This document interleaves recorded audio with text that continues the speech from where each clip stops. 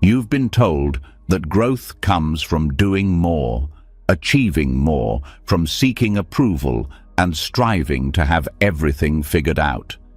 But if that's true, why do so many people who seem to have it all still feel stuck? Why do you still feel restless, anxious, or trapped in a loop of overthinking, unable to truly grow or move forward? The truth is, the less you care, the more you grow. It's not about chasing results or clinging to expectations. It's about releasing attachment and letting go. Buddhism teaches us that true growth comes from within, through caring less about the things we think we need, and instead focusing on the freedom found in detachment. Tonight, as you listen to these lessons, you'll feel something change. Your mind will quiet. The weight of pressure will start to lift. You'll experience a sense of clarity, like the fog clearing after a storm. And when you wake up tomorrow, you'll see the world with new eyes, stronger, lighter, more at peace. This isn't just another lesson to listen to. This is a shift in how you live, how you grow, and how you let go. Are you ready? Let's begin. As you step into the journey of letting go, you might be surprised by how much freedom comes with caring less about what others think. You've spent years, maybe even decades, constantly evaluating your actions based on the approval of others, your family, your friends, society's expectations. But what if all of that was holding you back? What if releasing your attachment to others' perceptions could unlock a deeper, more authentic version of yourself? We live in a world that constantly pushes us to conform, to fit in, and to care about how we are perceived by others. It's everywhere: social media, advertisements, conversations with friends, even family gatherings. We are bombarded with messages telling us who we should be and what we should care about. But what if all of this attention to external validation is the very thing that prevents us from living authentically? What if, by simply letting go of these concerns, we could unlock true freedom and growth? When you stop caring so much about how others view you, something extraordinary happens. You start to make choices that reflect who you truly are, not who others expect you to be.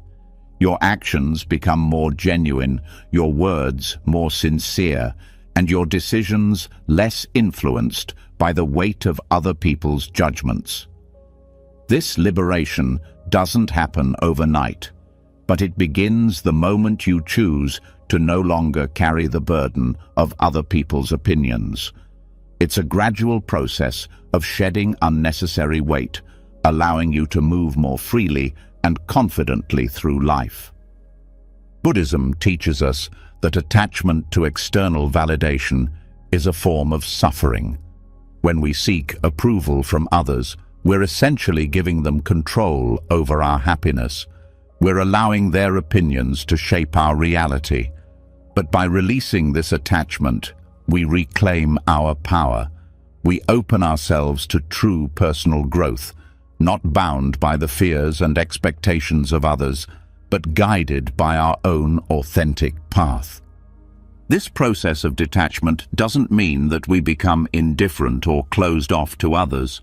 Instead, it means we no longer allow their perceptions of us to determine our worth.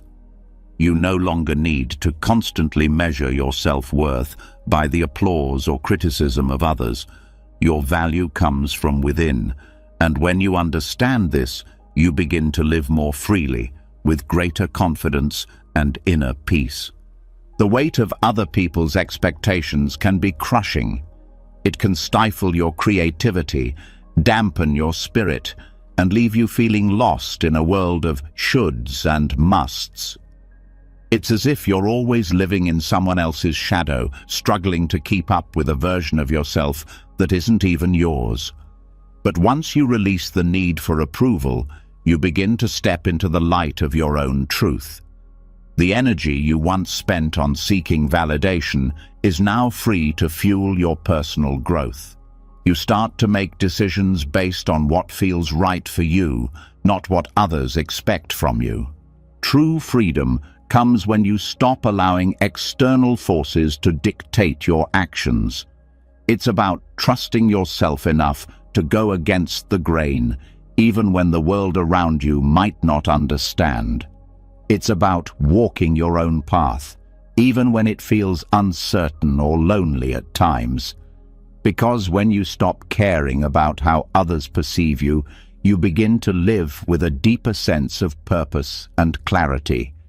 You begin to experience life more fully, without the constant fear of judgment or failure. This shift doesn't mean that you stop caring about others or their well-being. Far from it.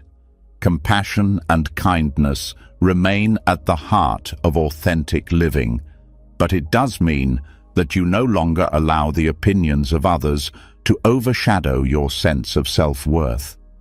You stop seeking approval because you realize that your worth is not dependent on anyone else's perception of you. The journey toward this liberation is a gradual one. It takes practice and patience. It's about becoming aware of the moments when you're influenced by the opinions of others and consciously choosing to release that influence. It's about becoming aware of how often you let the fear of judgment hold you back from pursuing your true desires and dreams. And it's about taking small steps toward trusting yourself more, toward embracing the idea that you are enough, just as you are, without needing anyone else's permission. One of the most powerful things you can do on this journey is to reflect on the things that truly matter to you. What do you value? What are your passions? What makes you feel alive? These are the things that should guide your actions, not the external pressures that tell you how you should behave or what you should want. When you begin to prioritize your own values over the expectations of others, you start to build a life that is truly your own.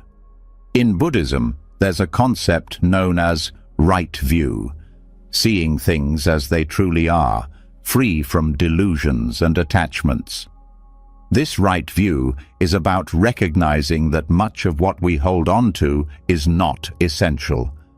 The desire for approval, the need for validation, these are attachments that, when released, allow us to see ourselves clearly and act with greater freedom.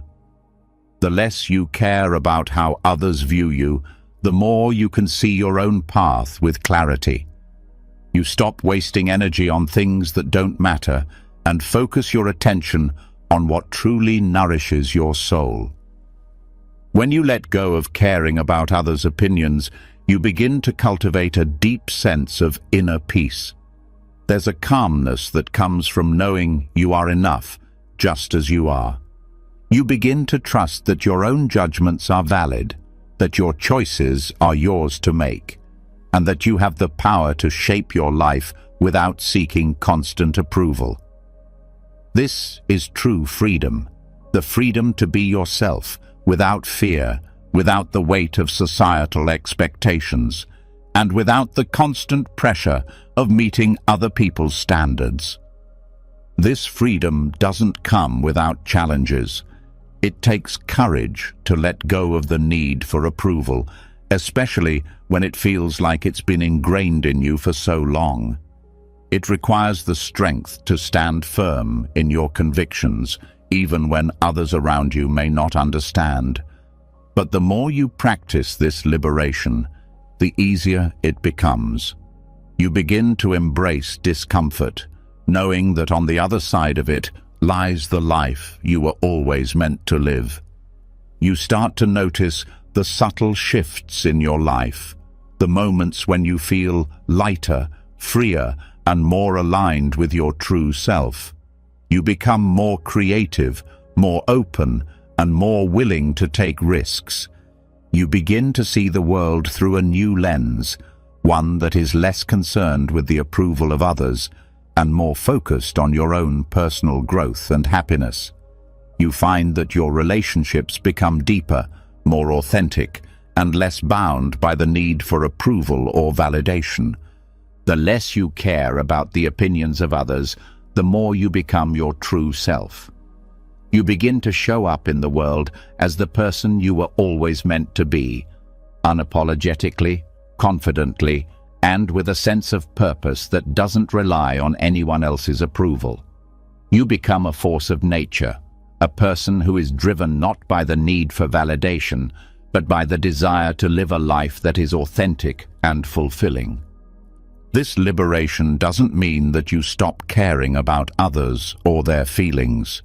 It simply means that you no longer let their perceptions of you define your worth or influence your actions. You let go of the need to please everyone and start living for yourself, which is ultimately the most compassionate thing you can do for yourself and for those around you. True growth, then, is not about fitting into the molds that others create for you. It's about breaking free from those molds and embracing the unique, beautiful person that you already are. It's about caring less about the approval of others and caring more about the things that truly matter to you. It's about trusting yourself enough to let go of what doesn't serve you and creating a life that is entirely your own, a life of freedom, growth, and authenticity.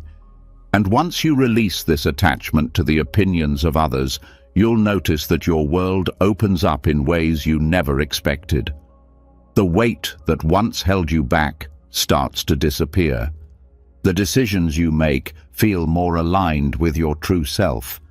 You stop second-guessing yourself and start living with confidence, knowing that your worth comes from within, not from the approval of others. So, as you continue on this path, remember this: the less you care about the opinions of others, the more you grow.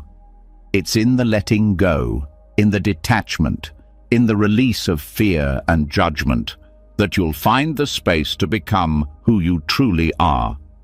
And in that space, true freedom will blossom.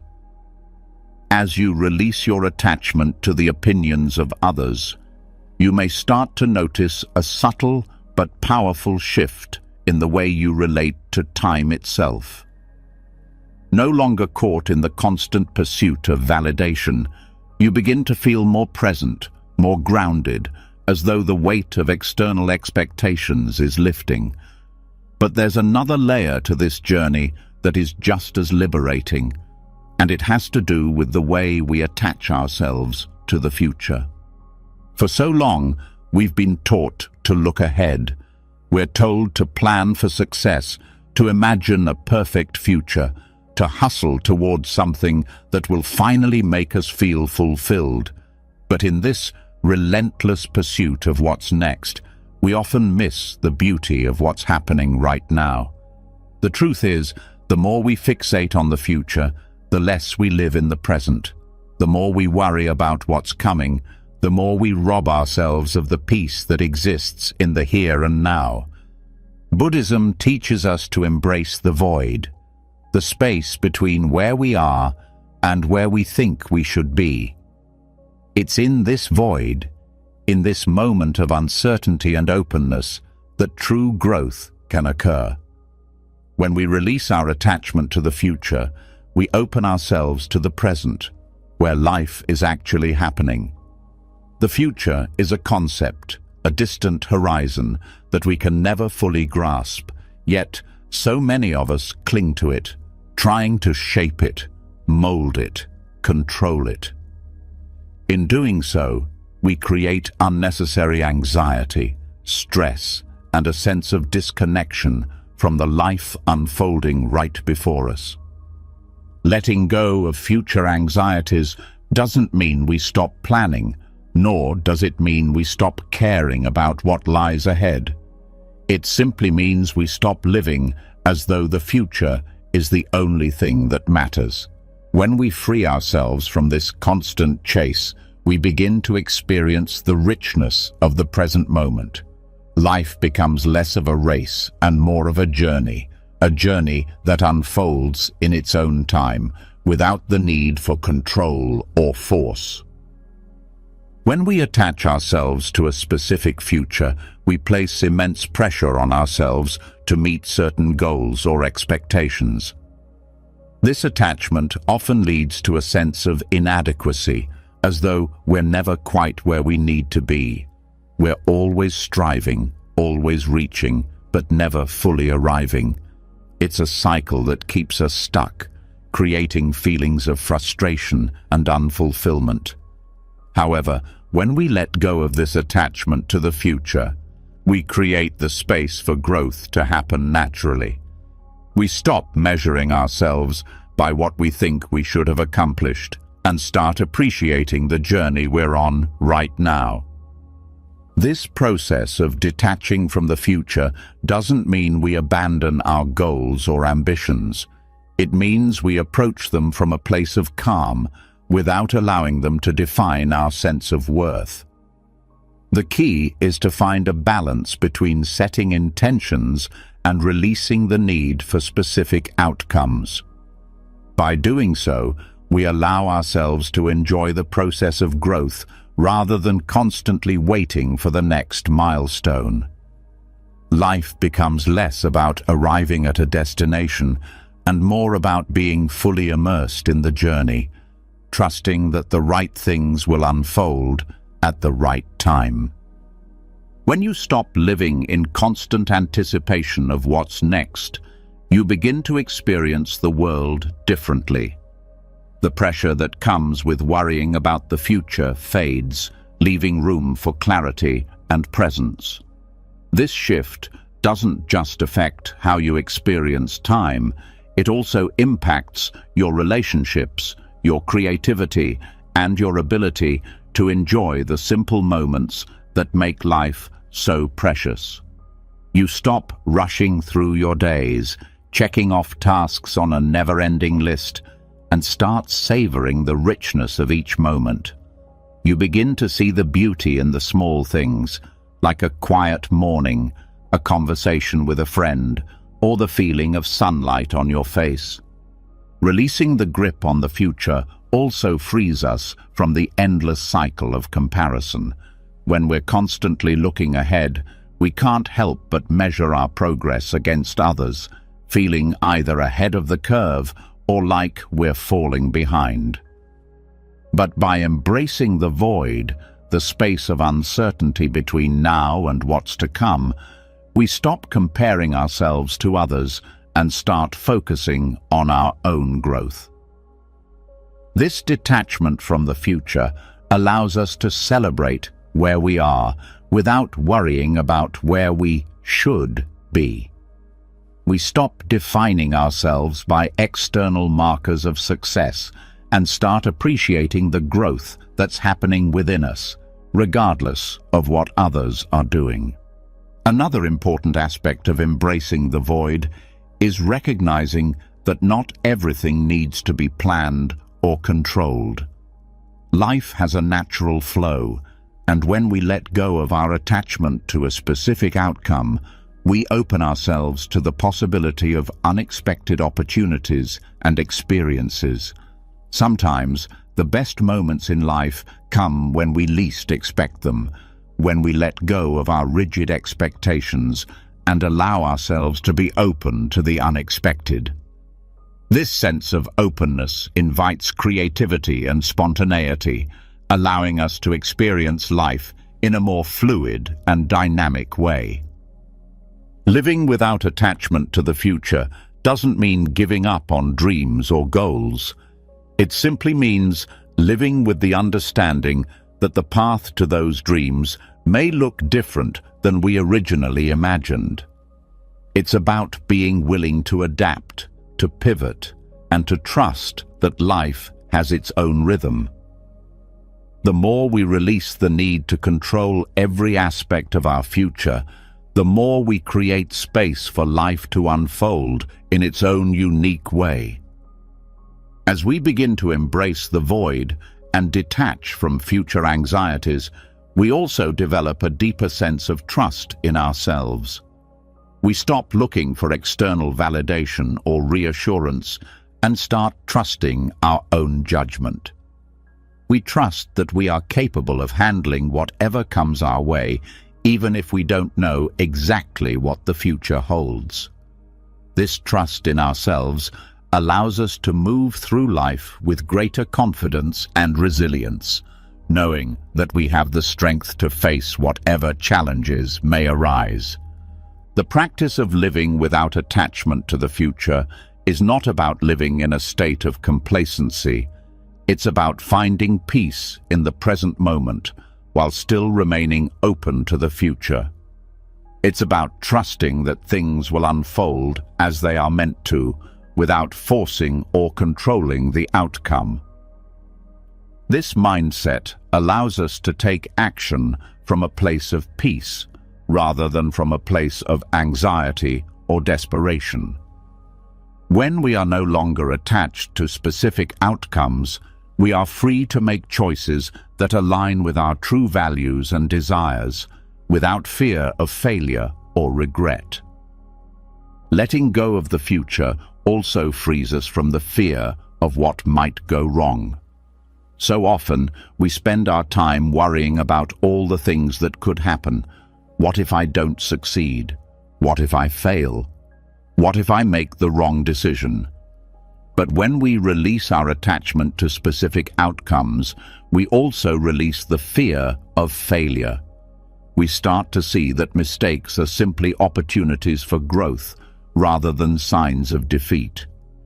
This shift in perspective allows us to take risks and step outside our comfort zones, knowing that whatever happens, we will learn and grow from the experience. This doesn't mean we should live recklessly or without consideration of the future. It means we should live with intention, while also being open to the flow of life. We make choices that align with our values and goals, but we do so without clinging to the idea that things must turn out a certain way. By letting go of this attachment, we free ourselves to experience life with greater depth and richness, without the constant worry about what the future may hold. As we continue on this journey of letting go, we start to notice how much lighter we feel. The constant weight of future anxieties begins to lift, and we start to see the world with a fresh perspective. Our relationships improve, our creativity flourishes, and our ability to enjoy the present moment deepens. We stop waiting for the future to bring us happiness and fulfillment, and instead, we begin to find joy in the simple act of living. In Buddhism, there is a concept known as mindfulness, the practice of being fully present in the moment, without attachment to the past or the future.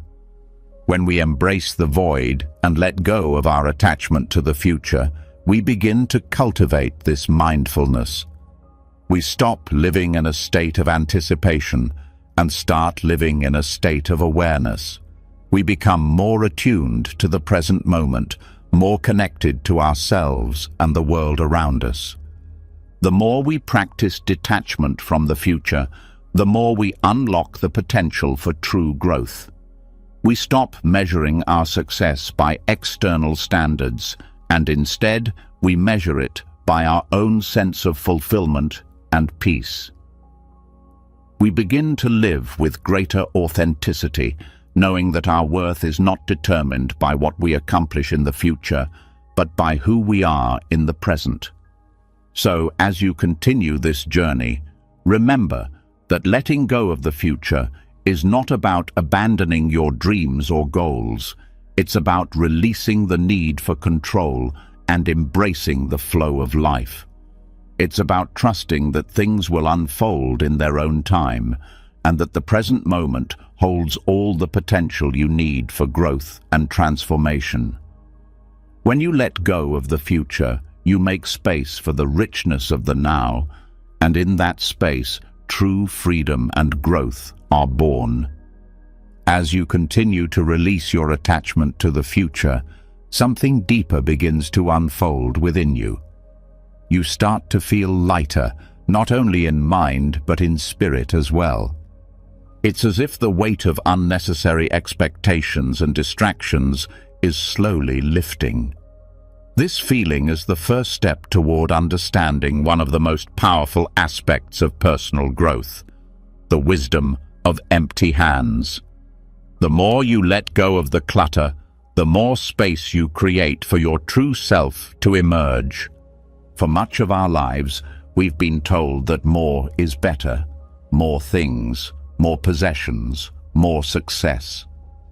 We are conditioned to believe that accumulating things is a sign of progress, a marker of success, a reflection of our worth. But have you ever stopped to consider that this constant pursuit of more may actually be holding you back? The truth is, the more we accumulate, the more we weigh ourselves down, both physically and mentally. Buddhism teaches us a simple yet profound truth. Living with less leads to living with more. More peace, more clarity, and more space for spiritual growth. It's not about renouncing the world entirely, but about releasing our attachment to the things that distract us from what truly matters. When we let go of our physical and mental clutter, we create the space necessary for deeper understanding, for more authentic connections, and for a life of true purpose. Clutter, whether it's material possessions or the endless noise in our minds, acts as a barrier between us and our potential. It diverts our energy away from the present moment, pulling our attention in 1,000 directions. The constant influx of things, ideas, and worries can overwhelm us, leaving us feeling scattered and disconnected. When we free ourselves from this clutter, however, we open the door to spiritual expansion. We begin to see the world clearly, unburdened by distractions, and we become more attuned to the quiet wisdom that exists within us. It's easy to get caught in the belief that having more will make us happy. We seek comfort in our material possessions, in the achievements we accumulate, in the identities we create through the roles we play in life. But Buddhism encourages us to examine the truth of these attachments. When we become too attached to our possessions, to our accomplishments, or even to the idea of who we are, we start to lose sight of the simplicity and peace that exists beyond these things. The wisdom of empty hands asks us to pause and reflect. It invites us to step back from the chaos of modern life and consider what we truly need. What is it that we really want to hold on to? And more importantly, what is it that we can release in order to create space for a deeper, more meaningful existence? It's a challenge to let go, but the rewards are worth the effort. As we begin to declutter both our physical environment and our minds, we begin to experience a profound shift in how we engage with life. Letting go of material possessions is a powerful starting point. It's not about giving everything away or living in deprivation, but about intentionally choosing what to keep and what to release. Ask yourself, do these things bring you joy, or are they simply occupying space in your life? Often, we hold on to objects not because they add value to our lives, but because we feel a sense of security in their presence. We tie our identity to these things, believing that they define us. But when we begin to release them, we begin to redefine who we are, not based on what we own, but based on who we truly are at our core. This process of letting go goes beyond the material. Our mental clutter, our worries, anxieties, and endless thoughts also takes up precious space in our lives. How much of your energy is consumed by unnecessary thoughts? How often do you find yourself replaying the past or worrying about the future? Just as physical clutter prevents us from living fully in the present, mental clutter prevents us from experiencing the depth of our own being. It distracts us from the peace and clarity that lie within us. Buddhism teaches us the importance of mindfulness, the practice of being fully present in each moment. When we let go of the mental clutter, we become more mindful of our thoughts and emotions. We stop allowing our minds to be ruled by fear, anxiety, or judgment. Instead, we create space for stillness, for clarity, and for a deeper understanding of ourselves and the world around us. This is where true growth happens, not in the noise, but in the silence. The more we simplify our lives, the more we create room for what truly matters. It's not about eliminating everything that brings us joy or that serves a purpose, but about releasing what no longer aligns with who we are or who we wish to become. It's about making space for the things that nourish our souls and contribute to our spiritual well-being. When we begin to live with less, we realize that we don't need as much as we think we do to feel complete. In fact, we often discover that the more we let go of, the more we feel fulfilled. This principle of living with less extends to our relationships too. How much mental energy do we spend on maintaining relationships that no longer serve us? How much time do we waste on trying to please others or live up to their expectations?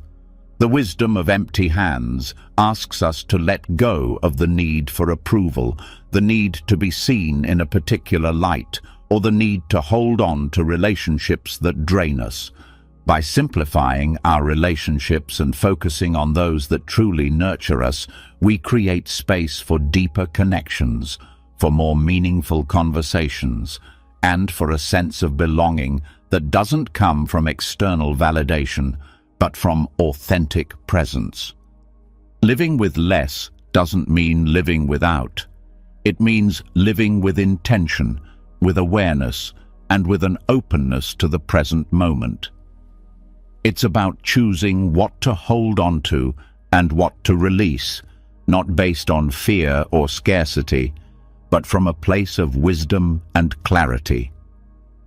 When we make room in our lives, physically, mentally, and emotionally, for what truly matters, we invite spiritual growth to flourish.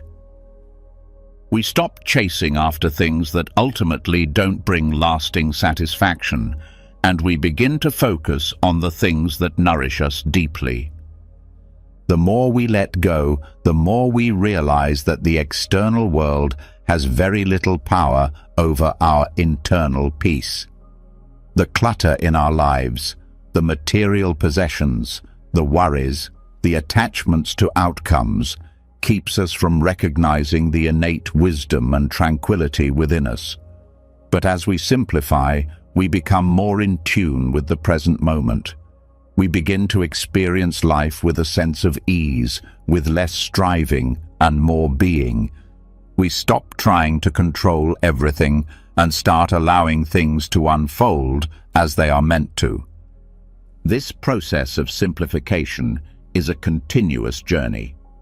It's not about achieving a perfect state of minimalism, but about making conscious choices that align with your true values. It's about stripping away the excess and focusing on what brings you joy, peace, and fulfillment.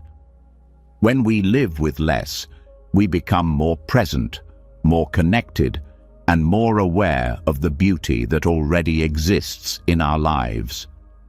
As you continue this journey of letting go of material possessions, of mental distractions, and of unnecessary attachments, you will notice a subtle shift within yourself. You will begin to feel lighter, freer, and more at peace. You will realize that true growth doesn't come from accumulating more, but from creating the space to simply be. And in that space, your spiritual expansion will begin as you cultivate a deeper connection with yourself and with the world around you. So, as you move forward on this path, ask yourself, what can you let go of today?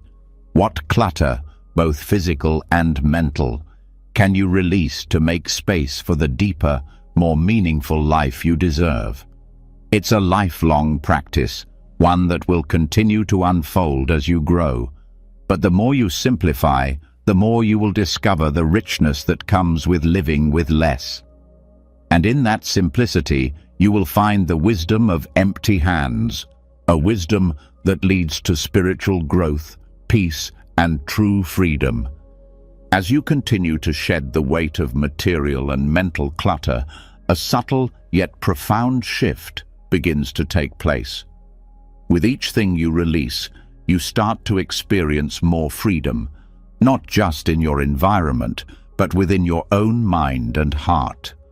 The more you let go, the more you begin to understand that there is a deep, almost unspoken power in not being attached to the outcome of your efforts. This detachment, in many ways, holds the key to unlocking a level of creativity and insight that most people never fully tap into. It's in the act of releasing your attachment to results that you begin to open yourself up to something far greater, true creativity and spiritual insight. In the hustle of daily life, it's easy to become fixated on the outcome of our actions. We want success, recognition, validation. We measure everything by results, and that focus often limits us. When we attach ourselves too tightly to the outcome of our efforts, we risk stifling the very creativity we seek to express. The desire for success or fear of failure creates a mental block, and we start to operate from a place of fear and tension. But what if we stopped caring so much about the end result? What if we allowed ourselves to simply create, to simply act, without the pressure of needing things to turn out in a specific way? Buddhism offers profound wisdom on this. The idea of non-care, of not being attached to the results of our actions, is a central theme in many of its teachings.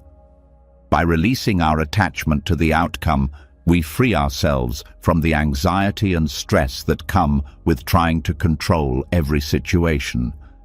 In doing so, we also open ourselves to a deeper, more authentic creative energy. We stop forcing things to happen and instead allow them to unfold naturally. This act of surrender is not about giving up, but about letting go of the need to control, and in this freedom, creativity can blossom. When you let go of the pressure to achieve a specific result, you free up your mind to explore, to experiment, to make mistakes. This openness to the process, without the constant worry about whether you will succeed or fail, creates an environment where true creativity can thrive. You begin to see solutions and ideas you might have missed if you were too focused on a particular outcome. The absence of pressure allows for a flow state where ideas come naturally and inspiration can strike at any moment. This is the heart of creativity, the ability to tap into an energy that isn't bound by expectations or limitations. This same principle applies to spiritual insight. When we stop clinging to the idea of enlightenment or spiritual achievement, we create space for deeper understanding to emerge naturally. The desire to get somewhere spiritually often leads to frustration and stagnation. We set goals, we measure progress, and in doing so, we create an artificial timeline for our growth. But spiritual insight doesn't work that way. It doesn't come from striving or forcing things to happen. It arises in the moments when we let go, when we allow ourselves to simply be and observe the unfolding of life. The power of non-care is not about being passive or disengaged. It's about releasing the mental and emotional weight that comes with attachment to results. It's about allowing yourself to engage fully in the process without worrying about where it will lead. This mindset shifts your relationship to life itself.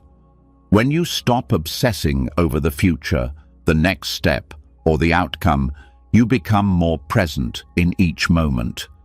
You engage with life not from a place of anxiety or expectation, but from a place of curiosity and openness.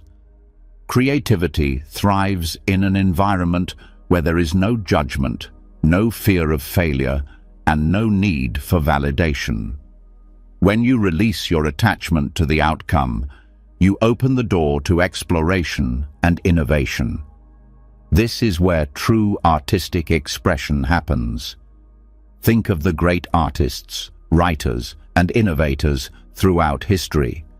They didn't create from a place of rigid expectations. They were driven by a sense of passion and curiosity, and they were willing to fail, to try again, and to explore without worrying about whether or not they would succeed. This freedom to explore without fear of the result is what allowed them to push boundaries and change the world. In your own life, whether you are an artist, a thinker, a creator, or simply someone trying to make decisions and navigate challenges, the principle of non-care can be transformative. The more you detach from the need for specific outcomes, the more you can trust in the process and the wisdom of your own experience. You stop waiting for permission or validation from the outside world. Instead, you trust in your own instincts and intuition. You begin to act with confidence, not because you're certain of the result, but because you know that the journey itself is valuable, regardless of where it leads. This shift in mindset also impacts the way you approach challenges. When you stop attaching yourself to a specific outcome, you begin to embrace uncertainty. Life becomes less about getting things right and more about the lessons you learn along the way. Challenges no longer feel like obstacles to avoid, but opportunities to grow. The absence of attachment to success or failure allows you to face adversity with equanimity, knowing that whatever happens is part of the process. There is a profound freedom in this mindset. It liberates you from the tyranny of should and must. You stop measuring your worth by the results you achieve, and you begin to find value in the process itself. This is a deeply spiritual shift, one that aligns you with the flow of life rather than the constraints of your own expectations. It opens you to the wisdom that exists in each moment, in each breath, and in each step along the way. This freedom also carries over into your relationships.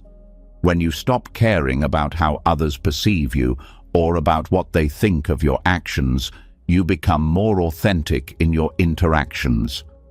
You stop playing roles and start engaging from a place of sincerity and openness. You no longer feel the need to impress or win approval. Instead, you can simply be yourself, and in doing so, you create deeper, more genuine connections with others. This authenticity is magnetic, as it invites others to show up as they are, free from judgment or pretense. Non-care also deepens your spiritual practice. Whether you are meditating, praying, or simply observing the world around you, releasing your attachment to results allows you to experience each moment more fully. You stop measuring your progress by how good your practice is or by how quickly you think you should be advancing. Instead, you experience your practice as a journey a continuous unfolding that doesn't require you to achieve anything other than being present. The beauty of this approach is that it allows you to find peace and fulfillment right where you are. You no longer need to wait for a perfect outcome to feel satisfied. You stop searching for the next big thing, the next accomplishment, the next success. Instead, you learn to find joy in the process itself, in the act of creating, in the moments of insight, in the small victories along the way. This is where true growth happens, not in the pursuit of a distant goal, but in the experience of each step along the path. This practice of non-care does not mean that you stop caring about things that matter. It means you stop allowing those things to control your emotions and actions. You learn to engage with life with a sense of ease, knowing that the outcome is not the final measure of your worth. You can care deeply about your work, your relationships, and your personal growth, but you no longer allow the need for specific results to define you. Instead, you let go of the need to control, and in doing so, you open yourself to creativity, insight, and true fulfillment. So, as you continue to let go of your attachment to results, notice how much freer you feel. Notice how much more you're able to create, to explore, and to learn. Life becomes less about reaching a destination and more about enjoying the journey. The more you embrace non-care, the more your creativity will soar, and the more you will find yourself deeply aligned with the natural flow of life.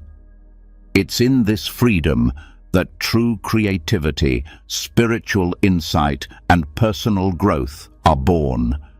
As you begin to experience the freedom that comes with detaching from outcomes, a new perspective on life begins to form.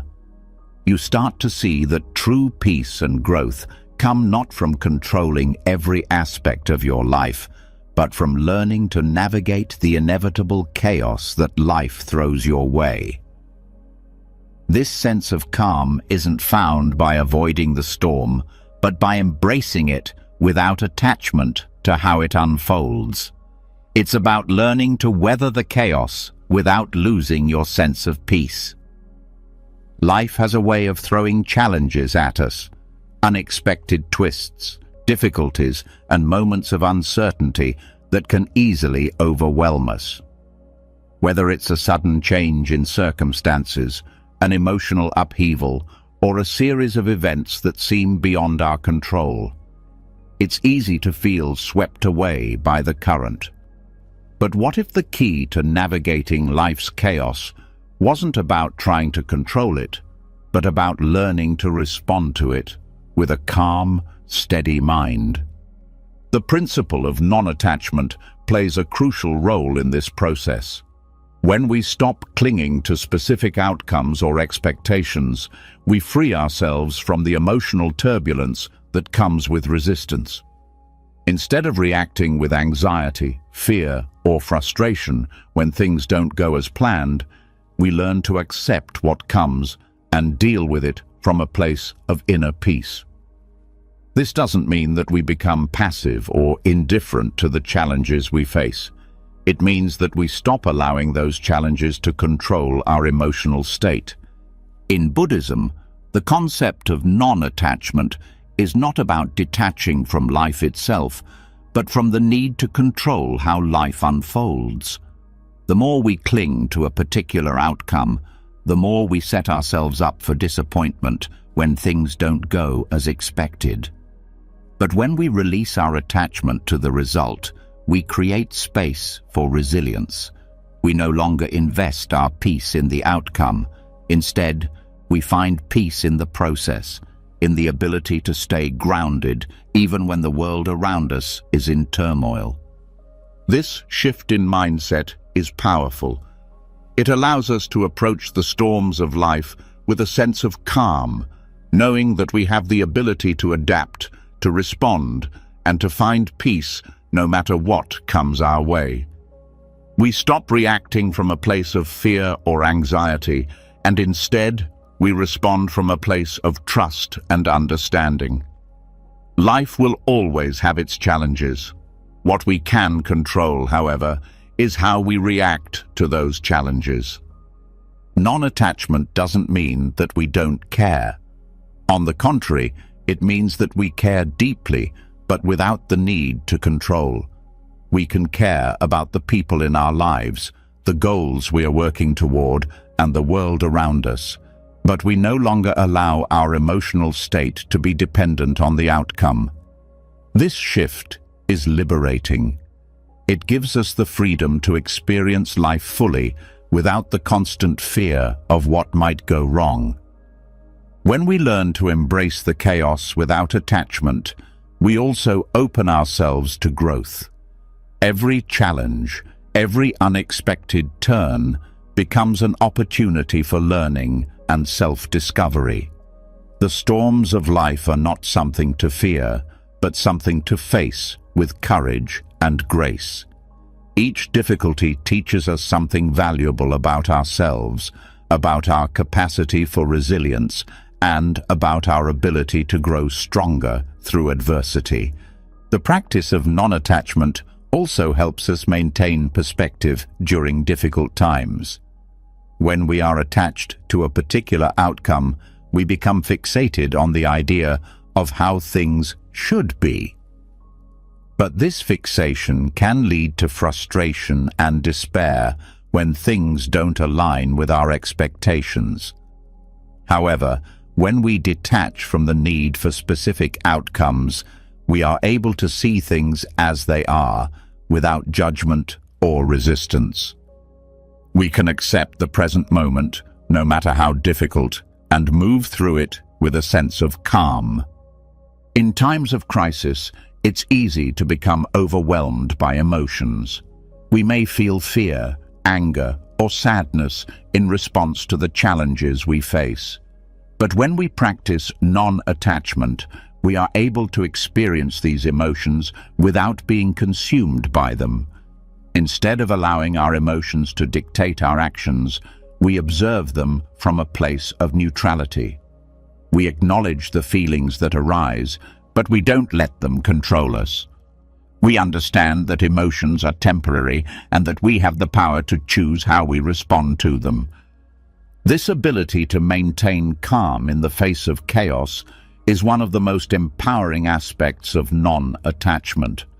When we stop allowing life's challenges to throw us off balance, we begin to experience a sense of inner strength and stability. We realize that we can handle whatever comes our way, no matter how difficult or uncertain.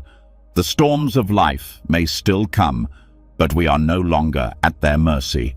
We stand firm, anchored in our own peace. Another key aspect of non-attachment is the ability to release the need for control. So often, we try to control every aspect of our lives, our relationships, our work, our health, because we fear the uncertainty of life. But the more we try to control, the more we fight against the natural flow of things. Non-attachment teaches us to let go of this need for control and to trust that life will unfold as it's meant to. This trust doesn't mean that we stop taking action or making decisions, but that we accept that we cannot control everything. There will always be elements beyond our control, and the more we can accept this, the more peace we will experience. This doesn't mean that we become passive in life. On the contrary, we are encouraged to take action, to engage fully in the world, but with a sense of non-attachment to the results. When we act from a place of detachment, we are able to do so with clarity and focus, without the fear of failure or the pressure to achieve a specific outcome. This freedom allows us to be more creative, more open, and more adaptable. We stop trying to force things to happen, and instead, we allow them to unfold naturally. One of the most profound benefits of non-attachment in the face of life's chaos is the development of resilience. Life will always present challenges, both big and small. But when we cultivate the ability to detach from the outcome, we develop a deeper sense of inner strength. We realize that setbacks are not failures, but opportunities to learn and grow. Each challenge, each storm, becomes a stepping stone toward greater wisdom and understanding. As you continue on your journey, remember that non-attachment is not about avoiding life's difficulties, but about learning how to navigate them with grace and peace. Life's chaos is inevitable, but how you respond to it is entirely within your control. When you let go of the need to control the outcome, you allow yourself to experience life in its fullness. You free yourself from the anxiety and stress of trying to manage everything, and you find peace in the midst of the storm. The calm you seek doesn't come from avoiding life's challenges, but from embracing them without attachment. It comes from knowing that no matter what happens, you are capable of facing it with resilience, strength, and peace. And as you continue to practice this non-attachment, you will find that your capacity for growth expands in ways you never thought possible. Life's chaos becomes less of a burden and more of a catalyst for transformation. Through each storm, you grow stronger, wiser, and more at peace. As you begin to feel the peace that comes from navigating life's chaos with detachment, there's an even deeper layer of growth that can occur, one that comes not from striving, not from pushing harder or working endlessly toward some distant goal, but from letting go of the very notion of striving itself. It's a concept that may seem counterintuitive in a world that values effort, ambition, and constant achievement. Yet, the secret to personal growth doesn't lie in how hard you work toward something, but in how much you can allow growth to unfold naturally. This is the wisdom of non-striving. When we stop forcing things and simply allow them to grow, we uncover a path of effortless expansion. Buddhism teaches us that true growth doesn't come from exerting force or pushing against the current, but from aligning ourselves with the natural flow of life. We live in a world that constantly encourages us to hustle, to try harder, and to be more. We're told that success is only achieved through relentless effort, constant striving, and the pursuit of more. But when we approach life with this mindset, we often find ourselves exhausted, stressed, and disconnected from our true selves. The more we push, the more we create resistance, and the harder growth becomes. Non-striving, however, teaches us that growth occurs effortlessly when we align ourselves with the present moment, when we stop trying to force things into being. This doesn't mean we abandon our dreams, desires, or goals. Non-striving doesn't equate to passivity. Instead, it's about shifting our focus from the outcome to the process. It's about letting go of the urgency to achieve and allowing ourselves to simply be present with what is. Growth happens when we stop obsessing over what we're supposed to become and instead trust that by being true to ourselves, we'll naturally evolve into who we're meant to be. In the Buddhist tradition, there is a saying, "The flower does not pick and choose the bees that come to it. The flower simply blooms. It doesn't try to force the bees to arrive, nor does it concern itself with when or how they will come. It grows simply by being itself."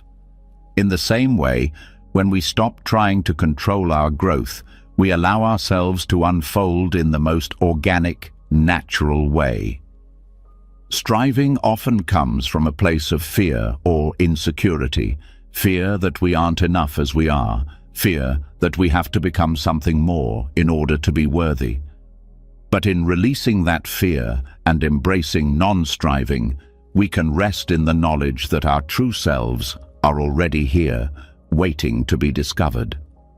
The path of non-striving is about surrendering the need to push for more, to chase after an idealized version of ourselves.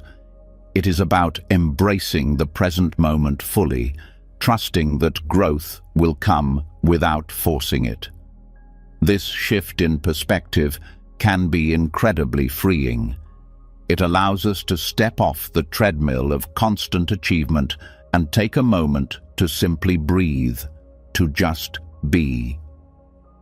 When we stop striving for something outside ourselves, we allow ourselves to reconnect with who we are in this moment, and that connection is where true growth begins. This doesn't mean we give up on progress or stop seeking self-improvement. It means that we approach these desires with a sense of ease and trust. Instead of trying to force ourselves to change, we allow change to happen naturally. Growth becomes a process of unfolding rather than a constant race to the finish line. Just like a tree grows tall and strong without effort, we too can grow, but only when we stop pushing and allow ourselves to grow at our own pace. There's an immense power in this shift. When we release the pressure to strive, we remove the emotional weight that comes with chasing success. The anxiety that accompanies the desire to be better, to be more, begins to fade. In its place comes peace, clarity, and a deep sense of trust in the process of life. Non-striving teaches us that we don't need to constantly achieve in order to feel worthy. We already are. This realization is transformative.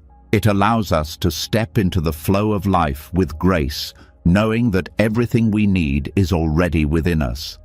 There is no need to chase after it. All we need to do is open ourselves to it. This path is not always easy, as our culture is built on the notion of effort and achievement. It takes courage to step away from this mindset and embrace the idea that things will unfold in their own time. However, when we let go of the relentless pursuit of more, we make space for the things that truly matter to come to us. This could be peace, creativity, love, or insight, all of which flow freely when we stop grasping for them. The practice of non-striving also involves letting go of the idea that there's one right way to grow. So often, we compare ourselves to others and think that we must follow a specific path to be successful or fulfilled. But growth is deeply personal. It is unique to each individual, and it doesn't happen according to a set timetable or formula. Non-striving helps us release these comparisons and find our own rhythm, allowing us to embrace our own journey, however it unfolds. When we learn to stop forcing progress, we realize that we are already on the path of growth, whether we recognize it immediately or not. Every moment, every experience is an opportunity for us to expand, to learn, and to grow. Non-striving teaches us to embrace the full spectrum of life, the highs and the lows, the successes and the failures, without clinging to any one of them. Instead of pushing for a particular outcome, we learn to embrace whatever comes with open arms, trusting that each experience is a step forward on our path to personal growth. This approach doesn't mean that we avoid responsibility or that we no longer take action. Non-striving isn't about being passive or indifferent to our lives. It's about recognizing that the most powerful actions come from a place of ease and presence, not from a place of stress and pressure. When we stop forcing things, we open ourselves to opportunities that might have been missed in our previous rush to the finish line. We become more attuned to the present moment, more aware of the subtle cues life gives us, and more open to the unexpected paths that lead to growth. In this process of non-striving, we begin to shed the false belief that we are incomplete or unworthy as we are. We come to understand that we don't need to become something more in order to be whole. Our true selves are already present, waiting to be embraced. Non-striving allows us to connect to that deeper part of ourselves, the part that is whole and complete, and in doing so, we begin to experience true personal growth. This shift also has profound implications for our relationships with others. When we stop striving to be someone we are not, we become more authentic, more present in our interactions. We stop trying to impress, to fit into preconceived molds, and instead allow ourselves to show up as we are. This authenticity creates deeper, more meaningful connections. We no longer seek validation or approval because we are at peace with who we are, and in turn, this peace allows our relationships to flourish naturally without the strain of effort or expectation. As you walk this path of non-striving, you'll notice that your goals and desires will become more aligned with your true self. You'll be drawn to pursuits that reflect who you truly are, not what others expect you to be. The sense of ease that comes with non-striving doesn't diminish your ambition, it refines it. Instead of chasing external success or recognition, you begin to focus on what truly fulfills you, on what aligns with your deepest values. Your growth becomes about discovering and expressing your authentic self, not about meeting societal standards of success. True growth, then, comes not from forcing ourselves to become something we are not, but from allowing ourselves to unfold naturally into the person we already are. Non-striving teaches us to trust the process of life, to stop fighting against it, and to allow it to flow freely. When we stop pushing, we open the door to effortless growth, growth that happens not through stress or force, but through ease, trust, and alignment with our true selves. The more we let go of the need to strive, the more we find that we are growing exactly as we need to. And in that growth, we become the fullest expression of who we are meant to be. As you continue to experience the peace that comes with non-striving, you may notice something even more profound unfolding within you. With every step you take away from the constant push for more, a deep sense of self begins to emerge, free from the weight of external validation. This shift is not just about letting go of striving for success or recognition. It's about liberating yourself from the need to seek approval from others. True growth and self-acceptance come when we stop relying on the external world to define our worth.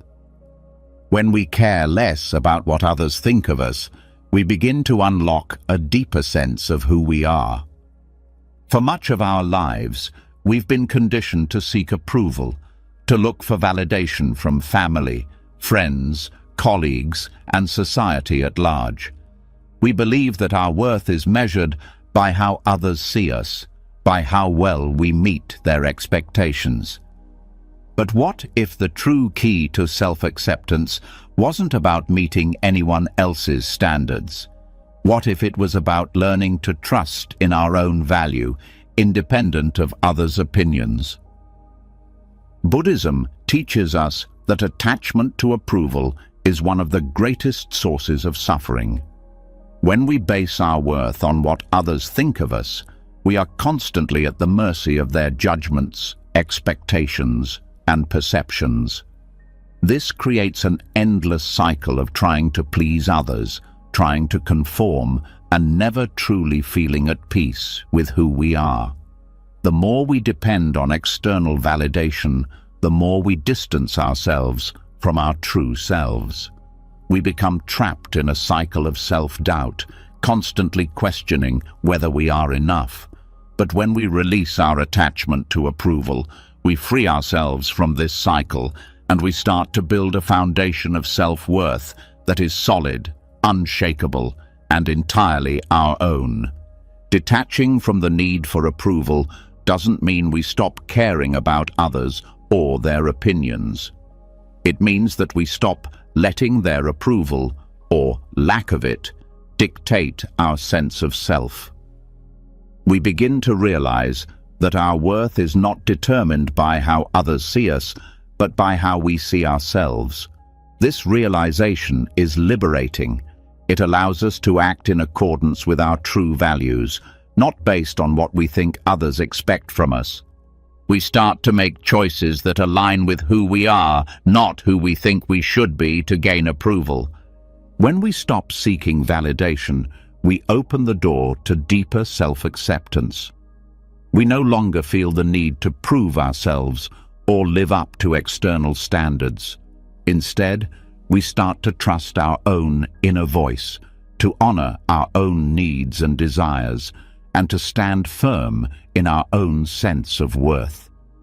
This kind of self-acceptance is not contingent on external achievements, looks, or praise. It comes from within.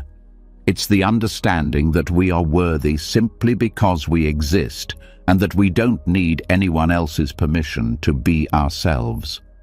One of the most powerful aspects of detaching from approval is the freedom it brings. When we stop caring about what others think, we free ourselves from the constant anxiety of needing to be liked or accepted. We stop measuring our value based on how well we fit into societal molds, and instead we start embracing our uniqueness. This freedom doesn't mean we become selfish or indifferent to the needs of others. On the contrary, it allows us to engage with the world from a place of authenticity and compassion, rather than from a place of fear or insecurity. When we are no longer attached to others' approval, we are able to pursue our goals and passions with confidence. We are no longer held back by the fear of judgment or failure. We can take risks, try new things, and step into our fullest potential without the fear of what others will think.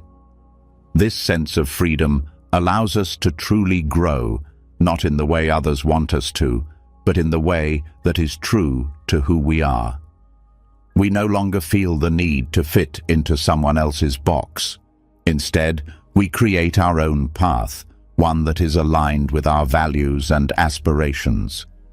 Self-worth, when not reliant on external approval, becomes a solid foundation that can weather any storm. When we care less about what others think, we stop allowing their opinions to dictate our emotional state. We learn to face criticism, rejection, or even indifference with grace, knowing that these things do not define our value. The more we practice detaching from approval, the more resilient we become in the face of life's challenges. We realize that our worth is not contingent on how others treat us or what they say about us, but on our own sense of self. This detachment from external approval also leads to a greater sense of inner peace. We stop comparing ourselves to others, measuring our worth against their achievements or their opinions. Instead, we begin to appreciate our own journey, recognizing that we are on our own path, and that our value does not need to be validated by others. We begin to embrace ourselves as we are, with all our imperfections, knowing that we are enough. As we detach from the need for approval, we also begin to see others differently. No longer concerned with fitting into someone else's expectations, we start to appreciate the uniqueness of those around us. We stop judging others based on how well they meet societal standards, and instead, we start to see them for who they truly are. This shift allows for deeper, more authentic connections. We no longer seek approval from others, but we do seek to understand and accept them as they are. This acceptance creates the foundation for compassionate and meaningful relationships. Letting go of the need for external validation also opens the door to creativity and self-expression. When we are constantly seeking approval, we limit ourselves to what is deemed acceptable by others. We fear making mistakes, we fear standing out, and we fear being judged. But when we detach from the need for approval, we are free to express ourselves fully and authentically.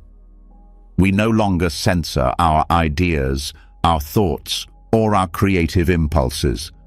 We allow ourselves to be who we are, without worrying about whether others will accept us. This freedom unleashes our creativity and allows us to fully explore our potential. One of the most transformative aspects of detaching from approval is the realization that self-worth is not something to be earned or achieved. It is inherent in who we are. For so long, we've been conditioned to believe that we have to prove ourselves to be worthy. We've been taught that our value comes from our achievements, our appearances, and our ability to please others. But true self-worth comes from within. It comes from recognizing that we are enough just as we are. We don't need to seek validation because we are already worthy of love, respect, and acceptance. This shift in perspective is not always easy. It takes time and practice to let go of the deep-seated belief that our value is determined by external factors. But the more we practice detaching from approval, the more we begin to realize that our worth is unshakable. It doesn't depend on anyone else's opinion of us. It is something that we can cultivate from within, by accepting ourselves fully without judgment or comparison. As you continue to release your attachment to approval, you will notice how much more at peace you feel with who you are. You will no longer be caught in the cycle of seeking validation from others. Instead, you will find the freedom to be yourself, to pursue your passions, and to live in alignment with your true values. In this space of self-acceptance, you will begin to unlock your full potential. You will grow, not because you are trying to prove yourself to anyone else, but because you are finally embracing who you truly are. When you stop seeking approval, you start living authentically. You begin to appreciate yourself for who you are, rather than for who others think you should be. This authenticity creates the foundation for lasting self-acceptance and allows you to move through life with confidence, knowing that you are enough, just as you are. As you continue to release the need for approval and deepen your sense of self-worth, another layer of freedom becomes available to you, one that comes from letting go of the relentless pursuit of ambition. In a world that constantly measures success through achievement and progress, it can be difficult to consider that true freedom and growth may lie in releasing the very thing that has driven us for so long, ambition itself. We often equate success with achieving more, accumulating more, and being more. But what if the key to living authentically and experiencing true personal growth wasn't about doing more, but about allowing ourselves to simply be? This shift doesn't mean abandoning all aspirations or desires. It doesn't mean that you no longer seek improvement or personal development. What it does mean, however, is releasing the attachment to ambition, the desire to constantly prove ourselves through external accomplishments, and the belief that our worth is tied to what we achieve. By letting go of the need to measure our lives through the lens of ambition, we create the space to live with a sense of ease and contentment, rooted in the present moment rather than constantly chasing a distant goal. The Buddhist perspective on ambition is one of release and surrender. It encourages us to recognize that while striving for something can be a powerful force, it can also lead to suffering when we become attached to the outcome. When our happiness, our sense of purpose, and our sense of self become entangled in what we achieve, we open ourselves up to frustration, anxiety, and discontent. This constant striving creates a gap between who we are in the present moment and who we think we should be. It keeps us on a treadmill of always wanting more, with little time to pause and appreciate the journey itself. The problem with excessive ambition is that it often leads to a sense of emptiness. No matter how much we achieve, the feeling of never enough can still linger. We may reach one goal only to immediately set our sights on the next, constantly running after an ever-elusive sense of fulfillment. This cycle of striving can leave us disconnected from the present moment, unable to enjoy the fruits of our labor. It can even distort our understanding of success, turning it into something that is only validated by external markers, titles, wealth, recognition, while ignoring the deeper fulfillment that comes from living authentically. Buddhism teaches that attachment to ambition creates a form of suffering known as dukkha. This term refers not just to physical pain, but to the dissatisfaction that arises when we are attached to things that are fleeting or beyond our control. Ambition is often driven by an external focus, the desire to achieve a particular outcome, win approval, or be seen as successful by others. While these goals can certainly be motivating, when we attach our happiness to them, we set ourselves up for inevitable disappointment. The Buddhist path invites us to release that attachment, to recognize that our worth is not determined by what we accomplish, but by how we live and experience the present moment. By releasing excessive ambition, we create space for a deeper, more authentic form of growth. This growth is not based on comparison or external validation. It is rooted in who we are at our core, in our values, in our willingness to show up fully in each moment, without the pressure to constantly do more. True growth happens when we stop looking outside ourselves for confirmation and instead begin to listen to our inner voice, our true desires, and our purpose.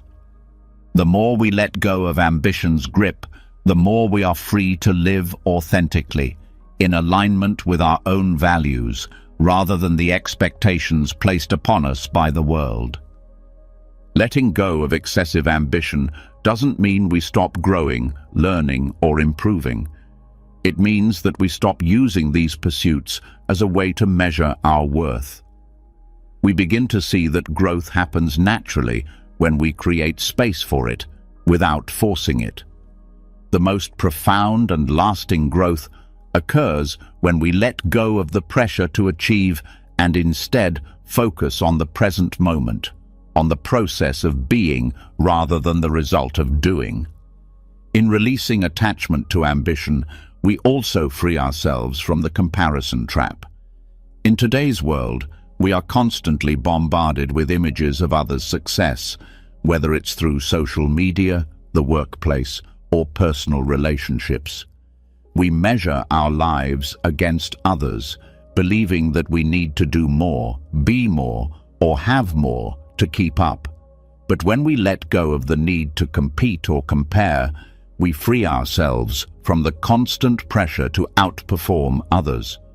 We can stop seeing life as a race and begin to see it as a journey, one that is unique to each individual. This shift towards releasing ambition allows us to redefine success in a more meaningful way. Success is no longer about what we accumulate or achieve, but about how fully we engage with the present moment. It is about finding fulfillment not in the end result, but in the journey itself, the process of living authentically, of cultivating relationships, and of finding peace within ourselves. When we stop chasing after external markers of success, we are free to pursue what truly brings us joy and fulfillment, regardless of how the world may measure it. This practice also encourages us to embrace the simplicity of life. We no longer need to fill our days with endless tasks, obligations, and achievements. Instead, we can learn to appreciate the beauty in the small things, the moments of stillness, the connections with others, the joy in simply being. The more we let go of the drive to accumulate and achieve, the more we are able to experience life fully and deeply. We begin to realize that true contentment comes from within, not from what we do or achieve. Letting go of excessive ambition also shifts our relationship to time. When we are caught up in the pursuit of success, we are often looking toward the future, measuring ourselves by what we will accomplish rather than what we are experiencing in the present. But by releasing this attachment, we stop living in anticipation of some future success and start to appreciate the time we have right now. This shift allows us to live more fully in the moment, without the constant pressure of what we should be doing next. This is where authentic growth happens, not in the future, not in the next goal, but in the present. When we stop striving for external validation, we begin to unlock our true potential, the one that is not limited by outside expectations or comparisons. Our growth becomes a natural extension of who we are, a reflection of our inner peace and contentment. We no longer need to prove ourselves because we already understand our inherent worth. This shift also enhances our ability to be compassionate, both with ourselves and others. When we release the constant need for success, we stop judging ourselves based on what we accomplish or how we compare to others. We stop seeing ourselves as failures or successes based on external measures. Instead, we embrace who we are right now, imperfections and all, and extend the same acceptance to others. We begin to appreciate the beauty of others' journeys without the need to compare or compete. This creates space for genuine connection, where people can show up as their true selves without the pressure to perform or impress. Ultimately, letting go of excessive ambition is a path toward freedom. Freedom from comparison, from external validation, from the endless pursuit of more. It allows us to reconnect with what truly matters, living authentically, being present, and experiencing each moment as it comes. This form of growth is not driven by force or striving, but by acceptance, trust, and ease. When we let go of ambition, we make room for true freedom and growth to unfold naturally. In this space, we become who we were always meant to be, not through striving or becoming, but through simply being. As you release the grip of excessive ambition and the need for validation, there's another powerful shift that begins to unfold: the letting go of a rigid sense of personal identity. The more we detach from our ambitions, the more space we create to explore the very essence of who we truly are. This journey of self-discovery requires us to let go of the labels, roles, and expectations that we've attached to ourselves over the years. These identities, shaped by the world and our experiences, often keep us trapped in a limited view of who we are. But when we begin to release these attachments, we open the door to a deeper, more authentic self, one that is not defined by external markers, but by the true, unchanging core of our being. For most of our lives, we've been taught to define ourselves by what we do, by how we are seen, and by what others expect from us. Whether it's the role we play in our family, the career we've chosen, or the image we project to the world, our sense of identity becomes tightly bound to these external factors. We begin to believe that we are the roles we play, the achievements we have, or the expectations we fulfill. But what happens when we let go of these identities? What remains when we release the need to define ourselves by what we do or how others see us? Buddhism teaches that attachment to personal identity is a major source of suffering. Our identity, when rigidly defined by external factors, becomes a cage that limits our potential. We become stuck in patterns of behavior that align with the image we've created of ourselves, rather than being open to the natural flow of who we are becoming. When we let go of these attachments, we create the space for deeper self-awareness, allowing us to connect with our true essence, not as a fixed, unchanging identity, but as a dynamic, ever-evolving being.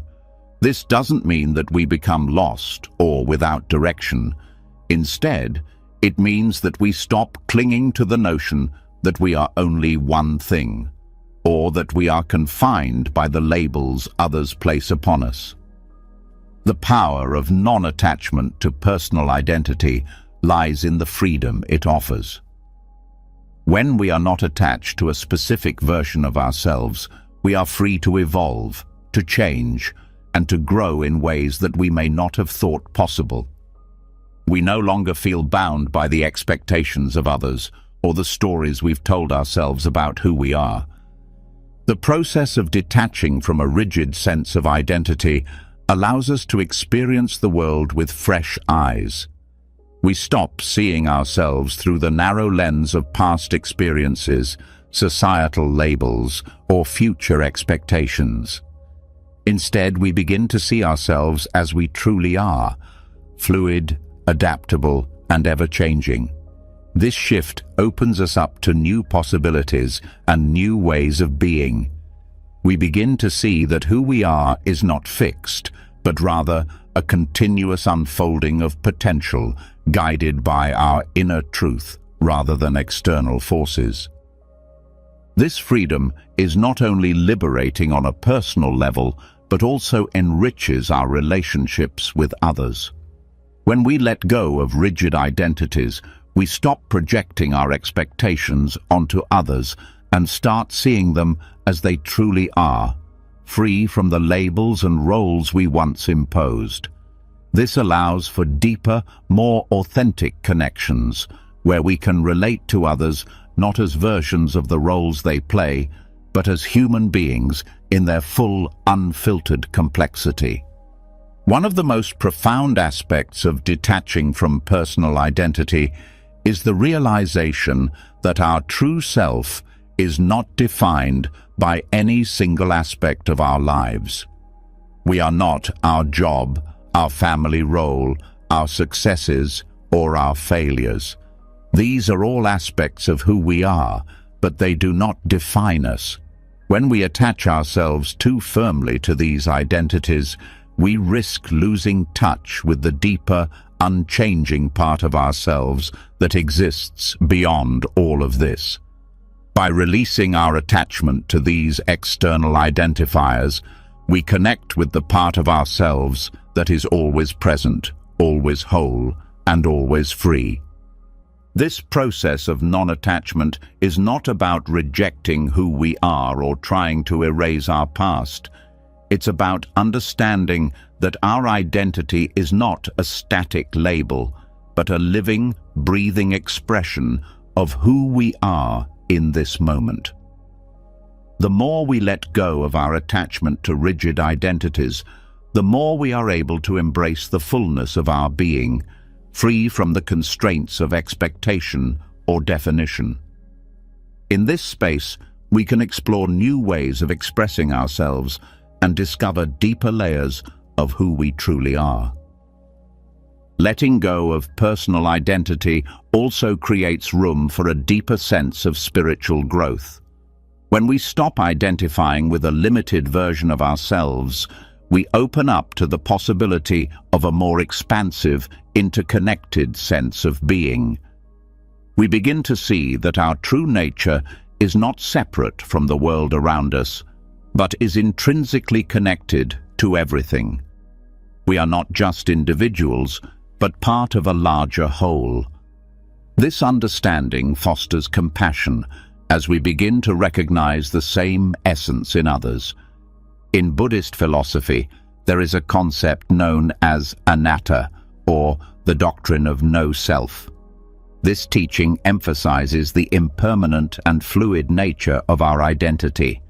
It encourages us to let go of the belief that there is a permanent, unchanging self that we must cling to. Instead, we are encouraged to see ourselves as part of an ever-changing flow of life.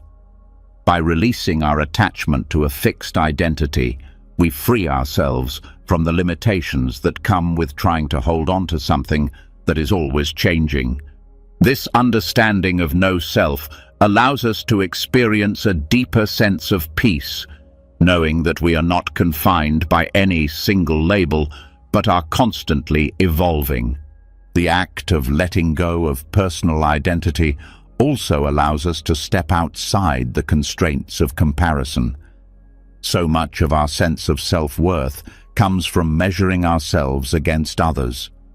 We compare our achievements, our appearances, and our lives to those around us, often leading to feelings of inadequacy or competition. But when we detach from these external markers, we stop comparing ourselves to others. We begin to see that our worth is not determined by how we measure up to others, but by our unique expression of who we truly are. This release from comparison leads to greater peace and contentment, as we no longer feel the need to prove ourselves against anyone else. In relationships, this non-attachment to identity allows for deeper understanding and compassion. We no longer need to cling to the roles that we play, and we can engage with others in a way that is free from judgment or expectation. We stop seeing people through the lens of labels and identities and start seeing them as they truly are. This shift fosters empathy and connection as we recognize that, just like us, others are constantly evolving, shedding old identities and growing into new versions of themselves. Letting go of our attachment to personal identity doesn't mean that we abandon our sense of purpose or direction. It means that we stop relying on external labels to define who we are, and instead we cultivate a deeper sense of inner knowing. We begin to act from a place of authenticity, guided by our true nature rather than by the roles we play or the labels we've adopted. This allows for more meaningful action, as we are no longer constrained by the need to meet others' expectations. We begin to live with greater freedom and clarity, guided by a sense of inner truth rather than by external pressures. This journey of detaching from personal identity is not an easy one. It requires courage, self-reflection, and a willingness to let go of the comfort of familiar roles and labels. But as we begin to release these attachments, we create the space for true self-discovery and spiritual growth. We come to understand that our true essence is not something we need to strive for, but something that is always present, waiting to be uncovered. By letting go of a rigid sense of self, we open ourselves to the fullness of life and to the deeper wisdom that resides within us.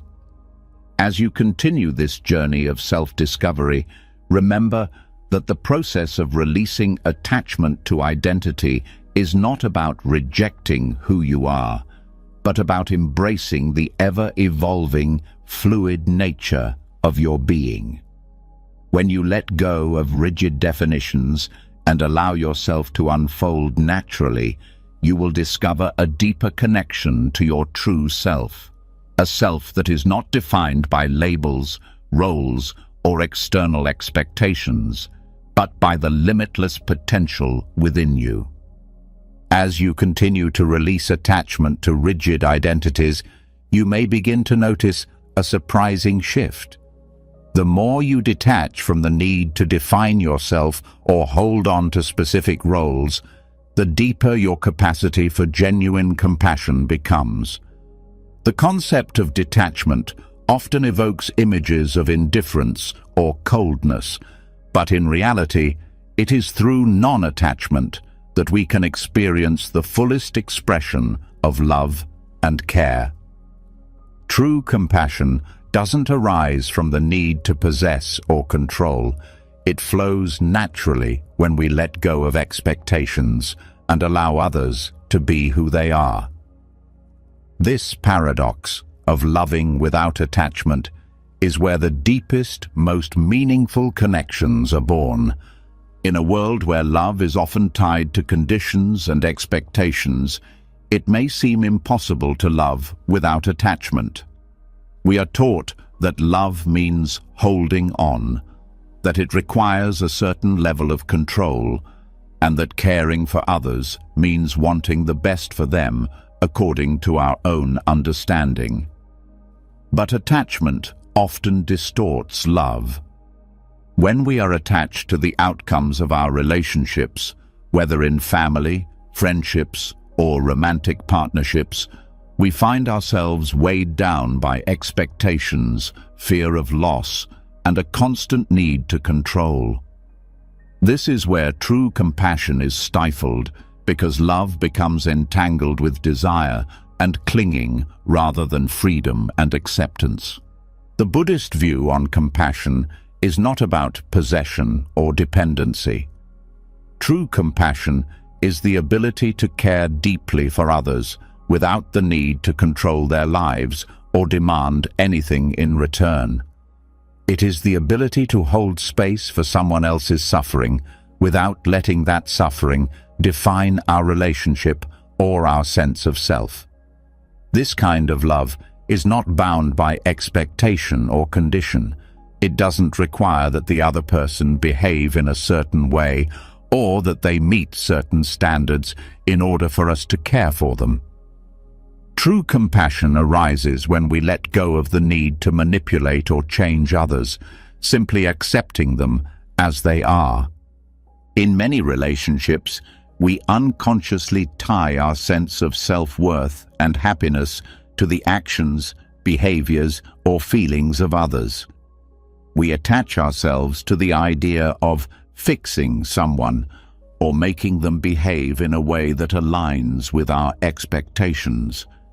This attachment to specific outcomes creates a subtle form of control, where we feel that the well-being of others is directly tied to our ability to make them happy or to shape their lives in a particular direction.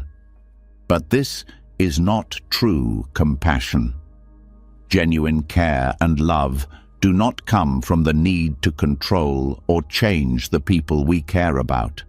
In fact, true compassion thrives when we can let go of this attachment and allow others to walk their own path, even when it differs from our desires. When we practice loving without attachment, we become more present in our relationships. We stop focusing on how others should behave, and instead, we start to fully accept them as they are. This shift creates deeper, more authentic connections. When we remove the expectation that someone else has to meet our needs or desires, we allow them the space to be themselves without judgment or pressure. And in return, we begin to experience deeper intimacy and understanding because we are no longer clouded by our own expectations. The freedom to love without attachment means we can hold others in their fullest expression without trying to change them. And this freedom creates the deepest kind of connection.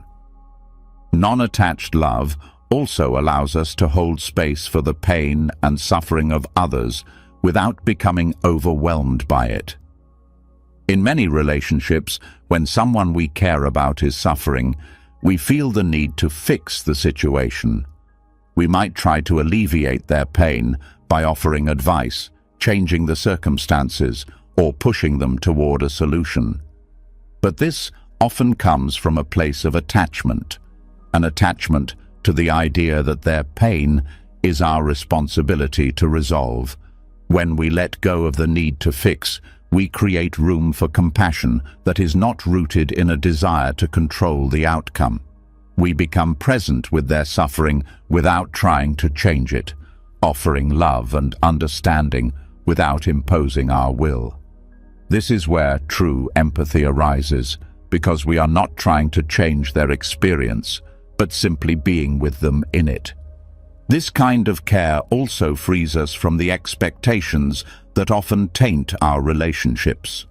In many cases, love and kindness are given with the subconscious expectation of something in return, whether it's love, validation, or support. We may love others with the hope that they will respond in a certain way, or that they will love us back in the same measure. This creates a cycle of giving and receiving based on conditions. And while it may seem like love, it is, in fact, just another form of attachment. When we love without attachment, we give freely, without expectation, and in doing so, we experience the purest form of compassion. We are able to offer love because we choose to, not because we expect anything in return. This kind of love is unconditional and infinite, and it allows us to connect with others in ways that are free from the limitations of expectation. Moreover, letting go of attachment in our relationships also allows us to practice compassion toward ourselves. Often, we place the highest expectations on ourselves, believing that in order to be loved or accepted, we must meet certain standards. This self-judgment can create a barrier to self-compassion, preventing us from fully embracing our own flaws and imperfections. But when we release our attachment to the idea of being perfect, we open ourselves up to the possibility of accepting ourselves exactly as we are. True self-compassion arises when we let go of the belief that we need to earn our love or worth, and instead we simply allow ourselves to be human. This practice of non-attached love doesn't mean we stop caring deeply for others. Rather, it means that we stop clinging to the idea that we are responsible for their happiness or success. It means we release the need to control the outcome of our relationships, knowing that true love and compassion come from being fully present with others without expectation. We don't need to possess or control others in order to love them. Love can exist freely without the chains of attachment. It is a love that is offered from a place of deep acceptance and understanding, where we trust that those we care about are on their own journey, and that we can support them without needing to change them. When we stop loving out of attachment, we also stop allowing the fear of loss to dominate our relationships. Many of us cling to others because we fear that without them we will be incomplete or unfulfilled. We hold on tightly to relationships, sometimes to the point of suffocation, because we are afraid of being alone or of losing the connection. But this fear of loss stems from attachment, and it prevents us from experiencing the full depth of love. When we release the fear of loss, we open ourselves up to experiencing love in a more liberated way, one that is not dependent on external circumstances, but on our ability to give and receive freely. In this space of non-attached love, we can be vulnerable without the fear of rejection or abandonment. We are free to express our care and affection without needing to control the response. We no longer tie our sense of worth to the reactions of others, and this creates a foundation of love that is strong yet flexible. It is love that doesn't demand or expect, but simply exists in its purest form, offering itself freely and without conditions. This approach to love and compassion creates the space for the deepest kind of growth, both for ourselves and for others. When we let go of the need to attach ourselves to specific outcomes in our relationships, we free ourselves from the constant pressure to perform or prove ourselves.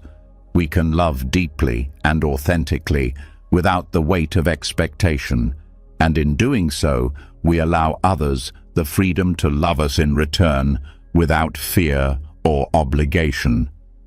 This creates relationships that are grounded in acceptance and mutual respect, where both people are free to be themselves, knowing that love is not contingent on perfection or performance.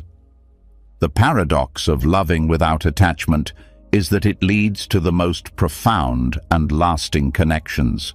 It is through this freedom that we can love others fully without clinging, and it is through this love that we discover deeper connections to ourselves.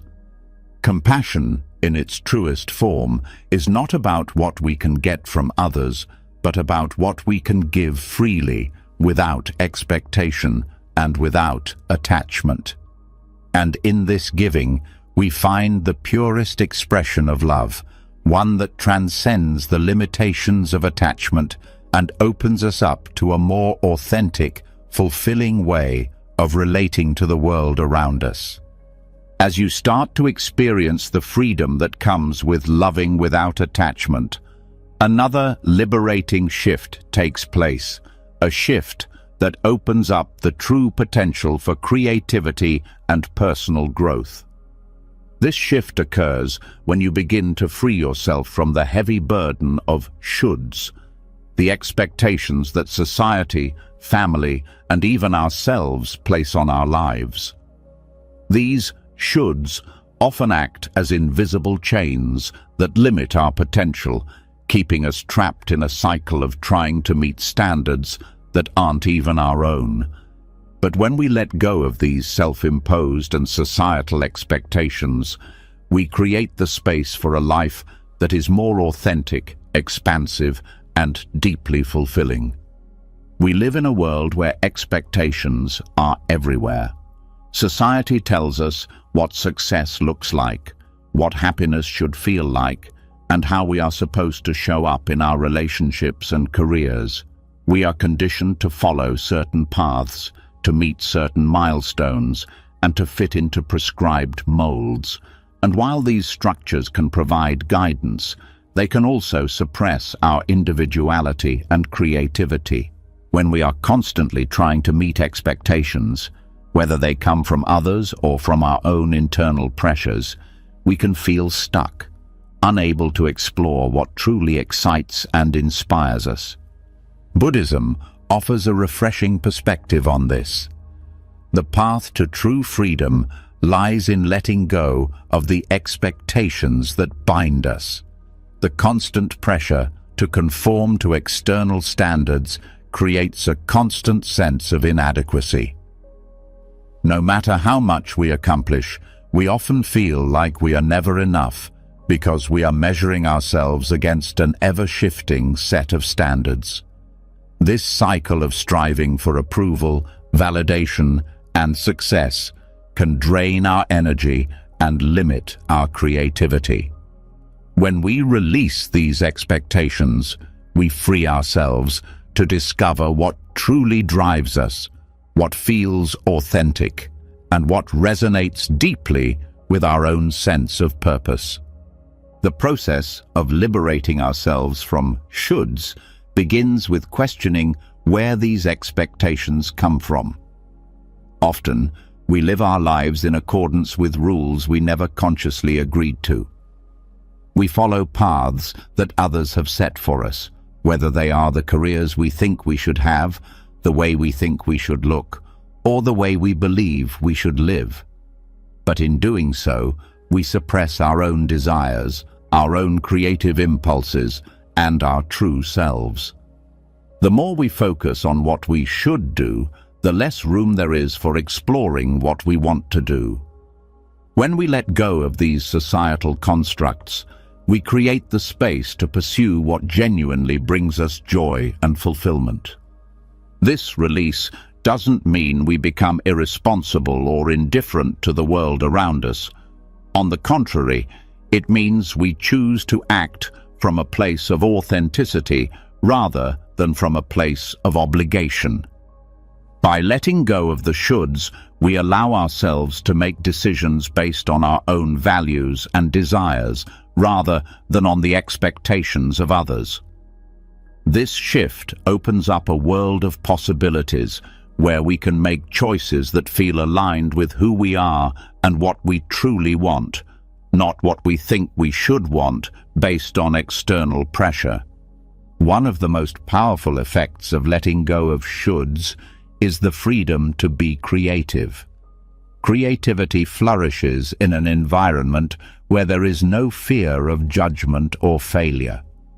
When we stop thinking about what others will think or how our work will be measured against society's standards, we open ourselves up to the full range of creative expression. We are free to experiment, to fail, to try again, and to create for the sake of creation, not for the sake of external approval. This freedom allows us to tap into new ideas and perspectives that we might have otherwise missed, had we been constrained by the pressure to meet certain expectations. When we let go of shoulds, we also give ourselves permission to be imperfect. Perfectionism often arises from a deep-seated belief that we must meet certain standards in order to be worthy of love, respect, or success. But when we release these standards, we begin to see that creativity and growth come from imperfection. We no longer need to present a flawless version of ourselves or our work. Instead, we embrace the process of growth, knowing that every misstep, every mistake, is simply a part of the journey towards something more authentic and meaningful. This shift toward releasing societal and self-imposed expectations also creates a profound sense of inner peace. When we no longer feel the constant pressure to live up to external standards, we begin to experience life in a more relaxed and open way.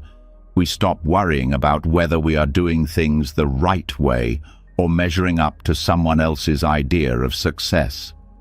This gives us the freedom to live on our own terms, to make mistakes, to learn, and to grow without the constant weight of judgment. We stop looking for external validation because we've learned to trust ourselves and our own unique path. As we embrace this freedom, we also create space for deeper self-acceptance. Letting go of shoulds allows us to stop comparing ourselves to others. We no longer measure our success by the achievements or possessions of those around us. Instead, we begin to define success in our own terms, success that aligns with our own values, desires, and passions.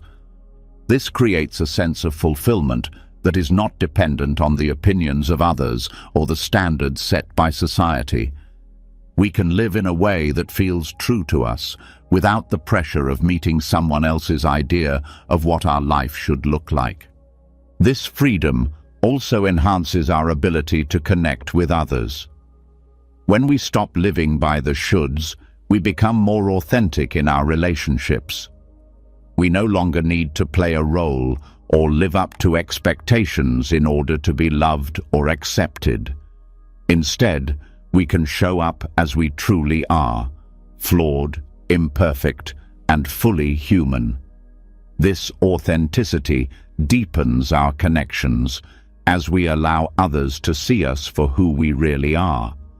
In turn, this allows us to appreciate others for their authentic selves without judgment or comparison.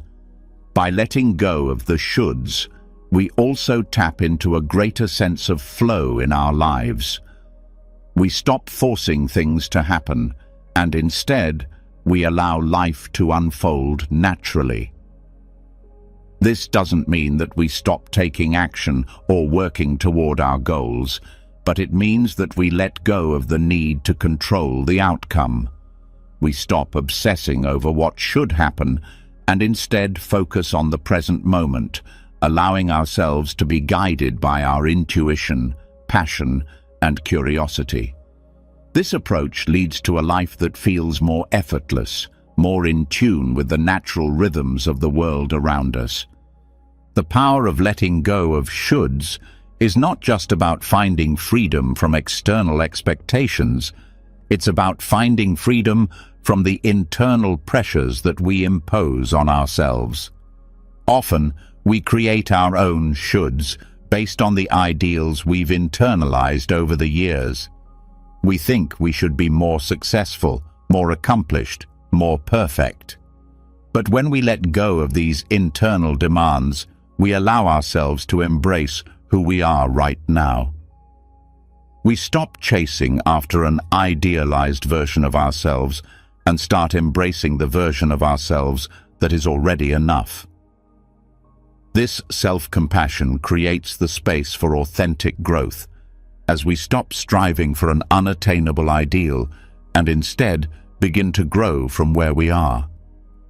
In letting go of the shoulds, we begin to create a life that is more authentic, more expansive, and more aligned with our true selves. This process is not about rejecting goals or aspirations, but about redefining what those goals mean. It's about choosing goals that are rooted in our own desires, not in the pressure to meet external standards. It's about living a life that feels true to us, not dictated by the expectations of others. The more we release the shoulds, the more we allow our creativity, our joy, and our authenticity to shine through. And in this space, we create the most meaningful, fulfilling life possible, a life that is defined by our own values, passions, and dreams. As you begin to shed the weight of shoulds and release the external expectations that have shaped your life, you start to experience a profound shift, one that goes beyond the pursuit of success or recognition. This shift, however, is not just about freeing yourself from social norms or societal approval. It also involves letting go of something that most people find difficult to release: the attachment to material wealth. The more we detach from materialism, the more we can cultivate a deeper sense of inner prosperity. It is not in the accumulation of things that we find lasting happiness or peace, but in the quiet realization that true wealth resides within. When we release our dependency on external possessions and wealth, we open the door to a kind of peace that cannot be bought. Material wealth has long been regarded as the key to happiness and success. Society often tells us that the more we acquire, the more secure and fulfilled we will become. We are conditioned to believe that our value is tied to what we own, to the cars we drive, the houses we live in, and the status symbols we display. But what happens when we stop chasing these external markers of success? What if the real treasure is not what we can possess, but the peace and contentment that comes from releasing our attachment to these very things? Buddhism teaches us that attachment to material wealth is a form of suffering. The constant desire for more, the belief that happiness lies just beyond the next purchase or achievement, keeps us in a perpetual state of yearning. We may reach one goal only to immediately set our sights on another, never truly satisfied with what we have. This endless pursuit creates a cycle of discontent as we attach our happiness to fleeting external circumstances. But when we let go of the need to possess and control material wealth, we free ourselves from this cycle. We realize that true prosperity is not about what we own, but about the peace and contentment we cultivate within ourselves. The more we let go of material attachments, the more we realize that what we truly need for happiness and fulfillment is already within us. Our sense of well-being does not come from the things we accumulate, but from our ability to find peace, joy, and meaning in the present moment.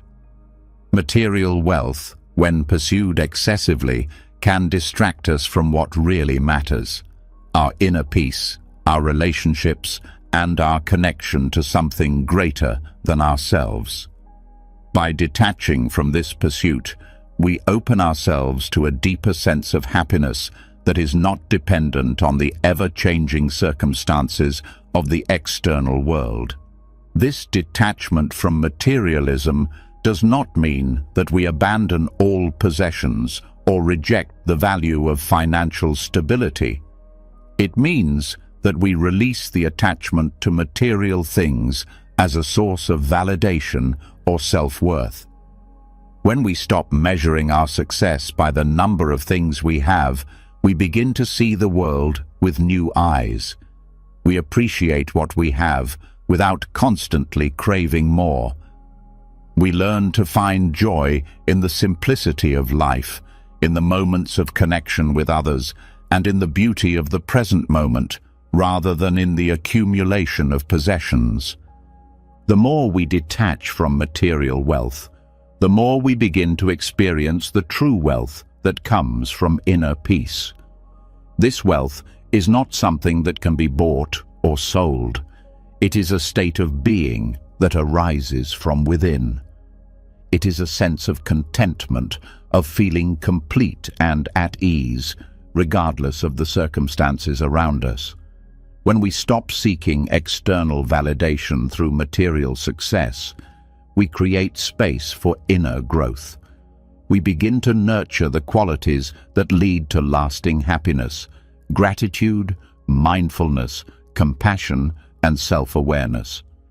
These qualities are the true wealth of life, and they are available to us at any time, regardless of what we own or what we have accomplished.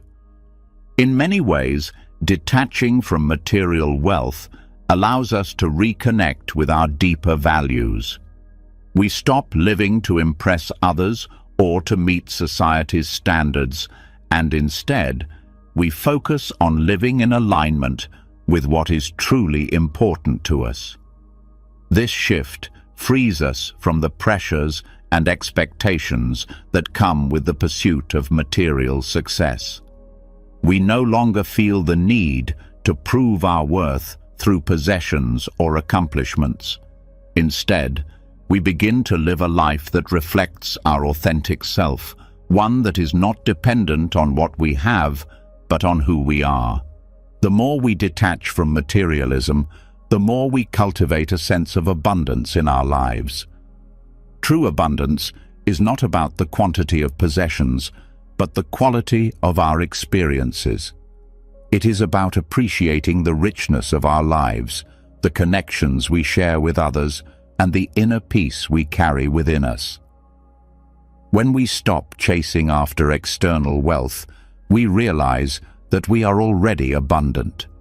The wealth we seek is not outside of us, it is within. And as we cultivate this inner prosperity, we begin to attract more of what truly nourishes us: meaningful relationships, fulfilling work, and a deep sense of satisfaction that is not dependent on what we own. This inner wealth also transforms the way we approach our relationships.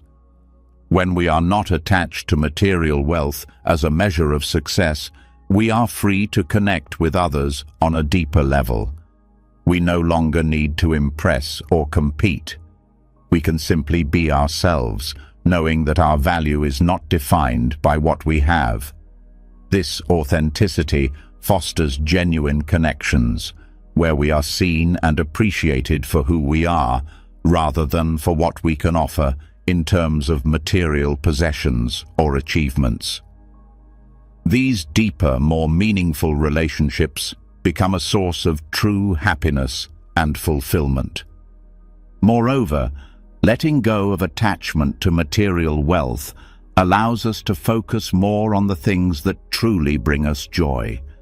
We stop filling our lives with distractions and possessions that don't add value, and instead, we make space for the things that nourish our soul: time with loved ones, engaging in creative pursuits, and nurturing our physical and mental well-being. By prioritizing these things over the constant pursuit of more, we create a life that is rich in experiences and relationships rather than in possessions. This journey of detaching from materialism is also a journey of personal transformation. It requires us to let go of deeply ingrained beliefs about success and worth, and to redefine what it means to live a fulfilling life. It challenges us to move beyond the external markers of achievement and to find contentment in the simple, everyday moments of life. The more we practice non-attachment to material wealth, the more we develop a deep sense of inner peace. We realize that our happiness is not tied to our possessions, but to our ability to live in alignment with our values and to appreciate the abundance that already exists in our lives. As we continue on this path of detachment, we begin to experience a profound shift in our perspective on life. We stop measuring success by the amount of wealth we accumulate or the status we achieve. Instead, we measure success by the peace, joy, and fulfillment we experience in the present moment. This shift brings with it a sense of freedom. We are no longer bound by the need to accumulate more. We are free to experience life as it is, without the constant pressure to chase after something else. This freedom creates space for true personal growth as we stop seeking external validation and start focusing on the richness of our inner world. The liberation from attachment to material wealth is not just about letting go of things, it is about letting go of the need to control our happiness through external means. It is about recognizing that true prosperity lies within us, in our ability to cultivate peace, gratitude, and connection. When we detach from the pursuit of material wealth, we unlock a deeper sense of fulfillment, one that is not dependent on external circumstances, but on the richness of our own hearts and minds. And in this space, we find the true wealth of life, inner peace, happiness, and the freedom to live authentically. As you release attachment to material wealth and cultivate a deeper sense of inner prosperity, you begin to realize that true freedom doesn't just come from what we acquire or achieve. It comes from our ability to respond to life's stimuli with calmness and clarity. The more we let go of our dependency on external sources of validation and satisfaction, the more we realize that true control comes from our ability to remain non-reactive in the face of life's constant changes. The world will always present challenges, surprises, and emotions that trigger us. But the real power lies in how we choose to respond to these moments. Non-reactivity isn't about suppressing our feelings, it's about creating space between stimulus and reaction, allowing us to respond from a place of balance rather than from a place of impulse or overwhelm. Non-reactivity is a profound practice that many spiritual traditions emphasize as key to personal growth and mastery. In the chaos of daily life, we are bombarded with stimuli, whether it's the stress of work, emotional triggers in relationships, or the constant flow of information and distractions around us. These stimuli often lead us to react impulsively, either out of fear, anger, frustration, or even excitement. However, when we are reactive, we lose our sense of control, letting our emotions dictate our actions rather than responding with thoughtfulness and awareness. The true practice of non-reactivity is not about being passive or detached. Rather, it is about gaining mastery over our emotional state so that we can respond with mindfulness and wisdom. In Buddhism, non-reactivity is often linked to the practice of mindfulness. By observing our thoughts, feelings, and reactions without immediately identifying with them or being swept away by them, we create space for a more deliberate response. This space allows us to choose how we engage with the world, rather than being controlled by it. When we stop reacting automatically, we free ourselves from the cycles of emotional turbulence that often dictate our lives. We begin to realize that we do not need to be ruled by our impulses or external circumstances. Instead, we can choose how we respond to life's challenges, cultivating a sense of calm and clarity even in the midst of chaos. One of the most powerful aspects of non-reactivity is its ability to help us detach from our emotional triggers. We all have certain things that set us off, whether it's a difficult conversation, an uncomfortable situation, or an unexpected change in our plans. When we react to these triggers, we often find ourselves caught in a loop of negative emotions. We may feel anger, frustration, or anxiety, and these feelings can quickly spiral out of control. But when we practice non-reactivity, we can begin to observe these emotions without immediately attaching to them. Instead of becoming consumed by our feelings, we can simply acknowledge them and let them pass, much like clouds drifting across the sky. This ability to detach from emotional reactions allows us to regain control over our emotional state, rather than allowing our emotions to control us. This practice of detachment doesn't mean we suppress or deny our emotions. It means we allow ourselves to feel them fully, but without letting them dictate our actions. Non-reactivity invites us to experience life as it is, without judgment or resistance. When we release our attachment to how things should be, we can respond to life's challenges with greater openness and acceptance. This doesn't mean we become passive or indifferent to life's difficulties. Rather, it means we approach them with a sense of equanimity, understanding that all things, both pleasant and unpleasant, are temporary. By letting go of the need to react immediately, we allow ourselves the space to choose how we wish to respond, which opens the door to personal growth and transformation. The ability to remain non-reactive also allows us to build resilience. Life will always present us with challenges, whether they are big or small. However, our ability to remain calm in the face of these challenges determines how well we can handle them. When we are reactive, we often feel overwhelmed and powerless. We become victims of our emotions and circumstances. But when we practice non-reactivity, we develop the strength to face adversity with clarity and confidence. We stop seeing challenges as threats to our well-being, and instead, we begin to see them as opportunities for growth and learning. With each challenge we face, with a calm and steady mind, we become stronger and more resilient. Non-reactivity also plays a vital role in the quality of our relationships. In our interactions with others, we are often triggered by the words, actions, or behaviors of those around us. When we react impulsively to these triggers, we may say or do things that we later regret. However, when we practice non-reactivity, we create the space to respond with empathy, understanding, and compassion.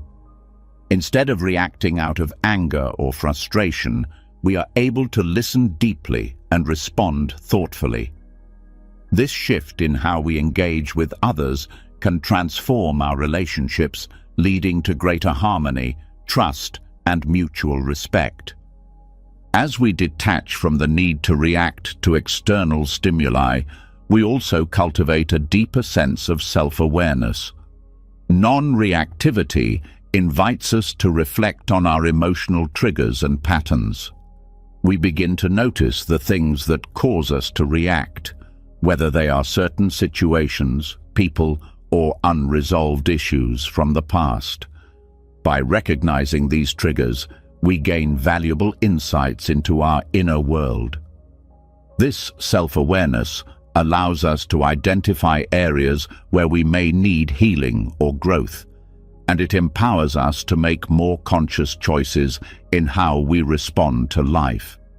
Instead of being driven by unconscious patterns, we begin to live with intention, aligning our actions with our deeper values and purpose. Another benefit of practicing non-reactivity is the sense of peace that it brings. The more we react to life's challenges, the more we create inner turmoil.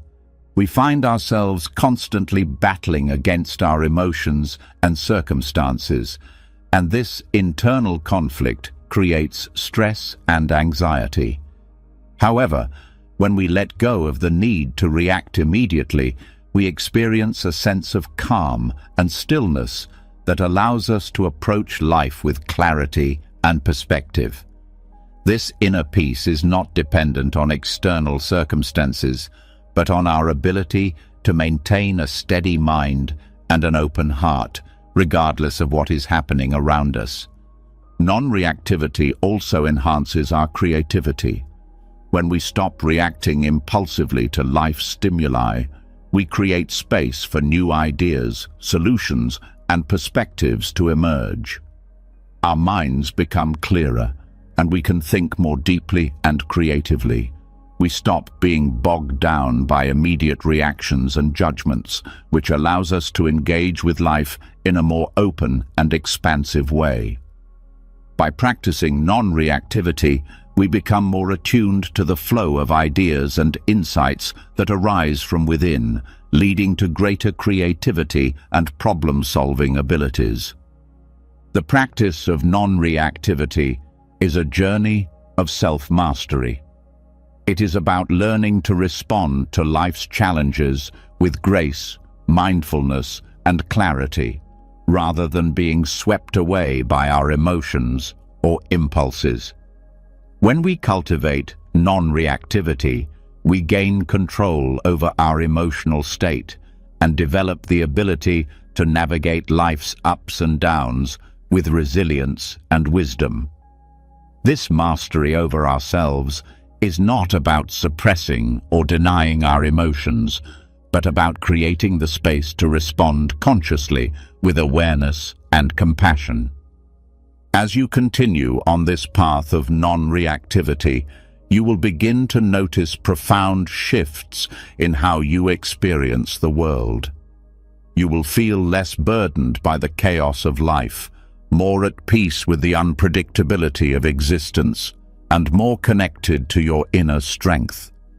The more you let go of the need to react impulsively, the more you will discover the depth of your own wisdom, creativity, and emotional resilience. With this newfound freedom, you will unlock greater personal growth and mastery, ultimately living a life that is more peaceful, fulfilling, and in tune with your true self. As you begin to embrace the power of non-reactivity and gain control over your emotional state, a subtle but powerful realization arises. The more we let go of excess, the more we open ourselves to true freedom. This freedom doesn't come from accumulating more things or experiences, but from stripping away the layers of clutter, both in our physical environment and in our minds. The more we simplify, the more we create space for what truly matters, allowing us to evolve spiritually and live with greater clarity, purpose, and peace. Life, in its most essential form, is not about complexity, but about the beauty found in simplicity. Simplification is a concept that has been revered in many spiritual traditions, and for good reason. The more we hold on to, the more we are weighed down, not only by our material possessions, but also by our thoughts, responsibilities, and attachments. When we simplify our lives, we create an environment in which we can focus on what truly matters. We begin to see that many of the things we accumulate, both physically and mentally, don't contribute to our happiness or growth. Instead, they keep us distracted, overwhelmed, and disconnected from our deeper selves. The first step in simplifying is recognizing that we don't need as much as we think we do. Society encourages us to accumulate, whether it's more things, more achievements, or more experiences, in the belief that these will bring us happiness or fulfillment. But in reality, the more we accumulate, the more we create noise in our lives, making it harder to hear the quiet voice within. This noise distracts us from our true desires and purpose. It feeds a cycle of constant wanting and striving, leaving us feeling empty, regardless of how much we possess. When we simplify, we start to cut through this noise. We realize that our true fulfillment doesn't come from what we own or the status we hold, but from the space we create for peace, reflection, and connection. By letting go of the unnecessary, we create a life that is more focused, more intentional, and more aligned with our core values. Simplifying doesn't mean sacrificing joy or pleasure, but rather removing the excess that drains our energy and attention so we can focus on what truly nourishes us.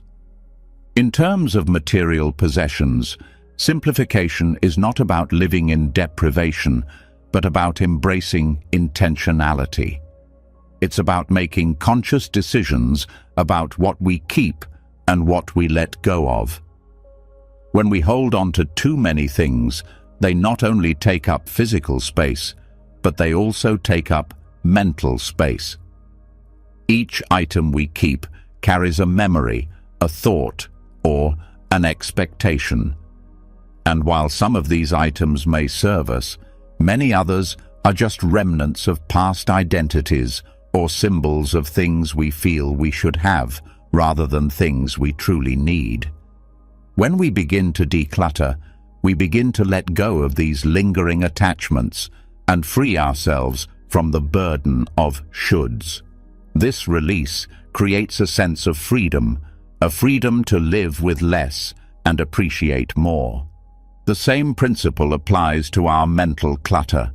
We often hold on to unnecessary thoughts, worries, and past regrets, which prevent us from fully experiencing the present moment.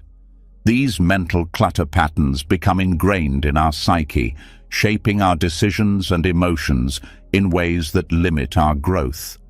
Simplifying the mind means learning to let go of the thoughts and stories that no longer serve us. It means clearing out the space for new, fresh perspectives and focusing our energy on the present moment. Simplicity also allows us to reconnect with our spiritual nature. When life is filled with excess, whether physical, emotional, or mental, it's easy to feel disconnected from ourselves and the world around us. The clutter of everyday life, both external and internal, drowns out the stillness required for spiritual insight and growth.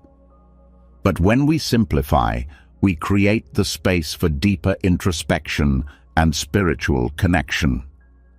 In that space, we are able to listen to our inner voice, align with our true values, and deepen our understanding of the world and our place in it. This sense of freedom found in simplicity is also reflected in our relationships. When we are caught up in the pursuit of more possessions, more achievements, more validation, we often find ourselves disconnected from those around us. We become distracted not only by our material desires, but by the expectations and obligations we place on ourselves and others. Simplifying our relationships means letting go of these expectations and allowing others to show up as they are. It means freeing ourselves from the pressure to perform or to fit into predefined roles, and instead focusing on deepening authentic connections. In a simplified life, there is less room for the distractions of comparison and competition. When we remove the external markers of success and fulfillment, such as possessions, status, or achievements, we can begin to see others for who they truly are, not for how they measure up to our own standards. This shift brings with it a sense of peace and understanding, as we no longer feel the need to judge or compete. We can simply be present with others, appreciating their uniqueness and engaging in relationships that are grounded in mutual respect and compassion. The practice of simplifying our lives also has a profound impact on our mental and emotional well-being. When we are constantly surrounded by noise, whether it's the physical clutter of our homes or the emotional clutter of unprocessed feelings, it's easy to feel overwhelmed, stressed, and disconnected. Simplification creates space for relaxation and rejuvenation. It allows us to step back from the constant demands of daily life and to focus on what really matters: our inner peace, our relationships, and our connection to the present moment. This creates a sense of calm and clarity that can have a transformative effect on our overall well-being. Moreover, when we simplify, we learn to be more intentional with our time and energy. Rather than spreading ourselves thin with countless activities or obligations, we focus on what brings us fulfillment and joy. This intentionality leads to more meaningful experiences, as we are no longer distracted by the busyness of life. We can direct our attention to the things that truly nourish us, whether it's spending quality time with loved ones, pursuing our passions, or engaging in practices that promote our spiritual growth. This intentional focus also creates the space for us to rest and recharge, which is essential for personal growth. By letting go of excess, we also begin to align ourselves with a deeper sense of purpose. When we remove distractions and unnecessary baggage, we can more clearly see the path ahead of us. We are no longer bogged down by the weight of external expectations or the pressure to perform. Instead, we can move forward with clarity and confidence, guided by our inner wisdom and a sense of purpose that comes from within. This alignment with our deeper values leads to more authentic action and more fulfilling experiences, as we are no longer chasing after things that are disconnected from who we truly are. Simplicity also allows us to appreciate the beauty of life as it is, without needing to constantly strive for something more. In a world that is always pushing for more success, more things, more accomplishments, it's easy to lose sight of the simple joys that already surround us. But when we simplify our lives, we begin to appreciate the richness of the present moment. We learn to savor the small things, like a quiet walk in nature, a shared meal with loved ones, or a moment of stillness. These moments of appreciation bring us back to the essence of life, reminding us that the most important things cannot be bought, but must be experienced in the present moment. The more we simplify, the more we cultivate the freedom to truly live. We stop chasing after external markers of success and start living in alignment with our own values and desires. We let go of the need for approval, the pressure to perform, and the constant striving for more. In doing so, we create a life that is more peaceful, more authentic, and more connected to our true selves. This simplicity leads to spiritual evolution, as we learn to embrace life as it is, without attachment to the outcomes, and with a deep appreciation for the beauty and richness of the present moment. In letting go of excess, we discover that true freedom comes not from accumulating more, but from creating space for what truly matters. The more we simplify, the more we make room for inner peace, growth, and connection. This freedom allows us to step into our most authentic selves, to live with intention, and to experience a life that is rich with meaning and purpose. As we begin to experience the freedom that comes from simplifying our lives and letting go of excess, another powerful realization emerges. The ability to truly heal often comes from stepping back rather than constantly trying to fix. In a world that constantly urges us to act, solve problems, and intervene, the deep silence of non-concern offers an entirely different approach. When we detach from the need to control or fix everything around us, we create the space for natural healing to occur, both for ourselves and for those we care about. This shift requires not only understanding the value of stillness, but also trusting in the process of life, knowing that peace and healing often emerge when we stop pushing and start allowing. For most of us, the impulse to fix is deeply ingrained. We want to make things better for others, solve the problems that arise in our lives, and often we feel an internal pressure to do something when faced with difficulty. Whether it's a loved one who is suffering, a challenge at work, or an emotional struggle, we feel the need to jump in and intervene. But what happens when we relinquish the need to fix and instead choose to simply be present without expectation? How does this shift in perspective create the conditions for true healing?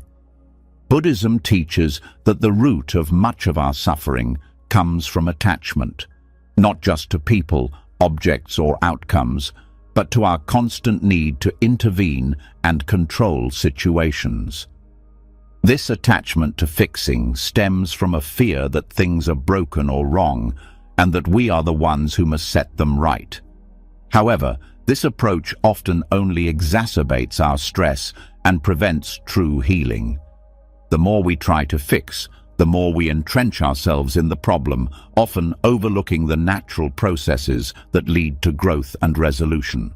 The art of non-concern is about relinquishing control and trusting the natural course of things. It is a practice of observing without interference, offering support without feeling the need to take over. This doesn't mean we become passive or detached from the world around us. Rather, it means we learn to act with discernment and wisdom, knowing when to step in and when to step back. This detachment from the need to constantly fix allows us to create space for natural solutions to emerge, solutions that may be far more effective and profound than anything we could impose through intervention. When we stop trying to fix everything, we allow others to heal in their own time. Often, when we step in too quickly, we disrupt the natural process of healing. People, situations, and even our own emotions need time and space to settle, and when we constantly try to influence or control the outcome, we prevent this natural flow. Healing is not a linear process. It moves in its own rhythm, and sometimes the best thing we can do is offer our presence, compassion, and understanding without trying to change the course of things. This also applies to our own lives. We often become frustrated with ourselves when things don't go as planned or when we face challenges. The impulse to fix ourselves can be overwhelming, whether it's trying to overcome a flaw, change a habit, or heal from a wound. But what if, instead of forcing change, we allowed ourselves to be present with our struggles? What if we stepped back and allowed the process of healing to unfold naturally, trusting that the space we create for ourselves is enough for growth to take place? Non-attachment to the need to fix also involves trusting in the wisdom of life itself. When we detach from the idea that we must have all the answers, we open ourselves to the deeper wisdom that already exists within us and around us. This trust in the process allows us to surrender to the flow of life, knowing that everything will resolve in its own time. The more we practice stepping back, the more we realize that many of the answers we seek are already available to us, but we often cannot access them when we are caught up in the urgency of fixing. This detachment from intervention doesn't mean we stop caring. On the contrary, it means we care deeply enough to allow the other person or situation the space to evolve and heal. True compassion doesn't come from fixing, it comes from understanding and supporting. When we release the need to impose our solutions on others, we create the space for them to discover their own path to healing. This kind of support is far more meaningful and empowering because it honors the autonomy and capacity of others to navigate their own journey. The act of detaching from the need to fix also encourages a deeper sense of acceptance.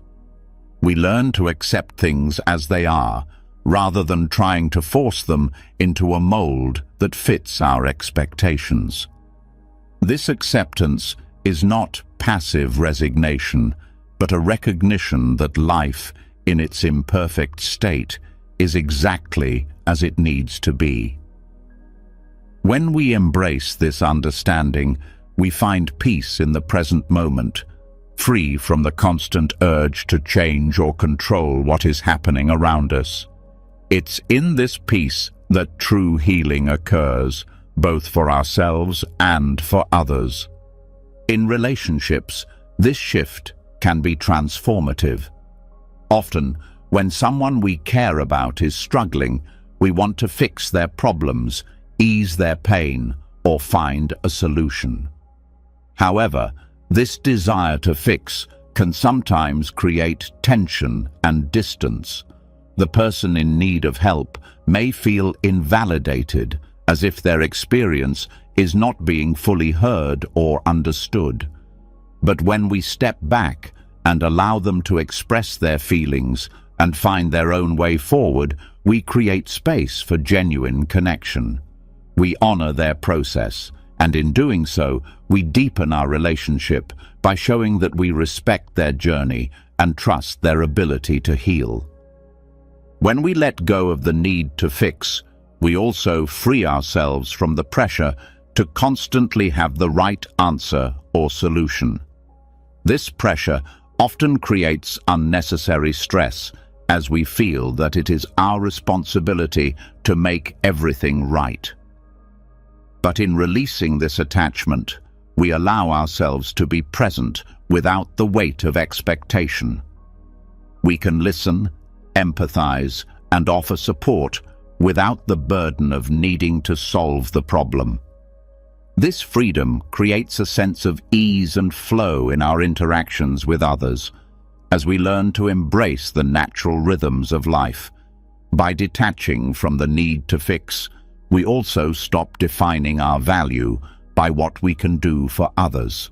Many of us tie our sense of worth to our ability to help or save others, believing that our role in relationships is to provide solutions.